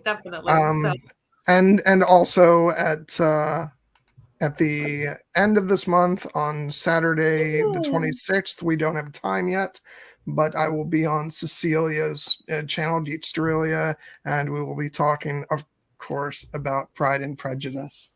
Sir. Yes. Sir, you cannot see the shocked Pikachu face that I have right now. We still have not remedied you and the Prince of Egypt. No. Yeah. We were talking about that last night. We were just talking about this. Yeah. Young man. Micah Young man. is gonna have a fit because Okay, let me put it this way. I'll put it in terms that I know you will understand. You love music and film. This soundtrack is so top tier on many different levels. How have you not watched just to hear the music alone yet? well, I could just listen to the soundtrack album. That's not going to give you the movie, though. You got to see the context with the songs. You know these things go together. Come on now. Don't be lazy. I know. I'm just messing with you. But but watch The Prince of Egypt, people. I told Micah it's gonna happen, and I also want to get him on for not just that movie whenever I eventually watch it, but he is a big fan of the movie Dragonheart, and I am as well. So, oh my God, Peter McNichol's Dragonheart. Wait, what? Are you talking about the one with Peter McNichols from way back? No. I'm talking about the fantasy film with Dennis Quaid and Sean Connery as the voice of the dragon. Yeah. Okay. There were a lot of dragon movies out back then. I don't know why Peter Nichols is the first one that came in my head. But yeah, he and I are just trying to work out the date because he ends up having to work a lot on the weekends. So it's hard to narrow something down, but we're definitely going to talk about that. Sweet. But yeah, like Micah said, it has music and Michelle Pfeiffer. It does. She does voice one of the characters. Yeah. But yeah, that's also an all-star cast too. So Monday, Lord of the Rings talk, and then on the 26th, Pride and Prejudice with Cecilia. Indeed. So and you're gonna have a lot of fun with both of those. And for Here Be Dragons, tune in tomorrow. Stephen will be talking about the legend of Vox Machina, which I haven't caught up on, but I watched at least part of the first episode last night when I should have been sleeping, hence why I didn't finish it. But write that down. What is it called again? The Legend of what? Vox Machina. Vox Machina, okay. And I was actually really enjoying what I saw, but I don't think I'll be able to catch up by tomorrow. So it's Amazon Prime? Yep. Okay. And then the week after that, we'll be talking about the Book of Boba Fett. So it's always fun to talk Star Wars, and I'm gonna have Jared on there with us because it occurs to me that I might need a little backup from Jared on this stream. So tune in for that, and yeah. So that's what's coming up. Erin, you don't have your own channel, unfortunately, but yeah, anything you want to say though, and just no, thanks for having me again. Like I said, This is fun, Nick, and this is a great conversation. I'm very happy absolutely. to be here. And, yeah, find me in everybody else's streams. So yeah, it's usually my line. And AK, you want to? Yes, Tuesday evening, if you want to head over to the man DJ11's channel, me, him, and BBM will be talking about some Witchers season 2. And then on next Saturday evening, I believe, we're going to do a whole season discussion about Peacemaker or Peacekeeper. I forget what his name is sometimes. Maker. Yes, thank you. Should be fun. And I do think, if I don't, I'll correct it, but I'm pretty sure I put your YouTube channel in the description, AK, and also Twitter links are there. So go definitely. Yeah, I'm actually on Twitter surprisingly a lot. So yeah, you can definitely follow me there. I think we are back with some more trivia from the Citadel of Trivia this Friday. I will have to double check with the gang. Not sure what our topic of trivia discussions will be, but stay tuned. Just keep an eye on it. Go give them a sub because we're there usually like every other Friday. So if we're not on this Friday, then it's definitely going to be next Friday. And we usually do, anything from like random mythology to movies, TV shows. We started out for just like Game of Thrones stuff, but we try to branch all over the place to keep it interesting.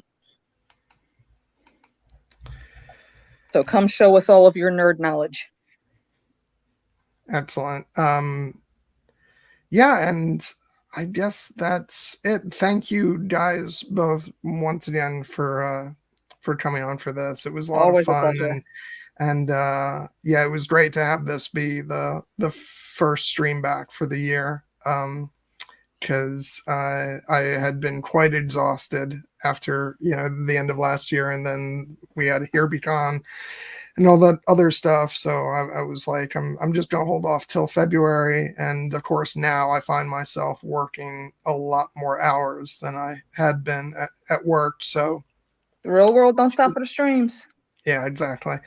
But I've got that stuff coming up that I told you guys about, and I will keep you all apprised of what's coming up next. It might actually be the stream with Micah for Dragonheart. So, Sweet. so I'll let you guys know when that's happening.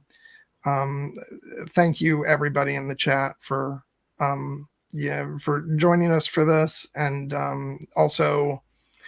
On a personal note, yesterday was not the best of days for me, and and you were all there for me, make me feel better, and you guys are the best. You're my family, and I love you. So, hurt you too. All right, so we do actually. You know what? The hell with it. Let's do this going for another 45 seconds. I was like, get it in under 3 hours. Oh yeah, that's what I was looking like. Wait a minute, come on, man. We could do this and at a perfect. Anyway, I love you guys. Bye. Let's get it to that perfect 3-hour mark. What can I say? Oh, check out the Knights of Kira Instagram account, which is now over 10,000 followers. Y'all come up in my feed all the time, like John and Amy at them shenanigans again. Follow that account. Don't tell anyone. So 5 seconds. Oh my God, we can do it. We can do 1, it. 3 hours. Yes, we made it. All right. Now it's official. See, that feels appropriate. All right. Thank you guys. I love all of you. I hope you have a wonderful night. And I won't be on Here Be Dragons tomorrow, but I'll see you. I'll see you in the Slack. I'll see you next week on Here Be Dragons. Have a wonderful night. Love you. Bye. Stay safe in these pandemic streets.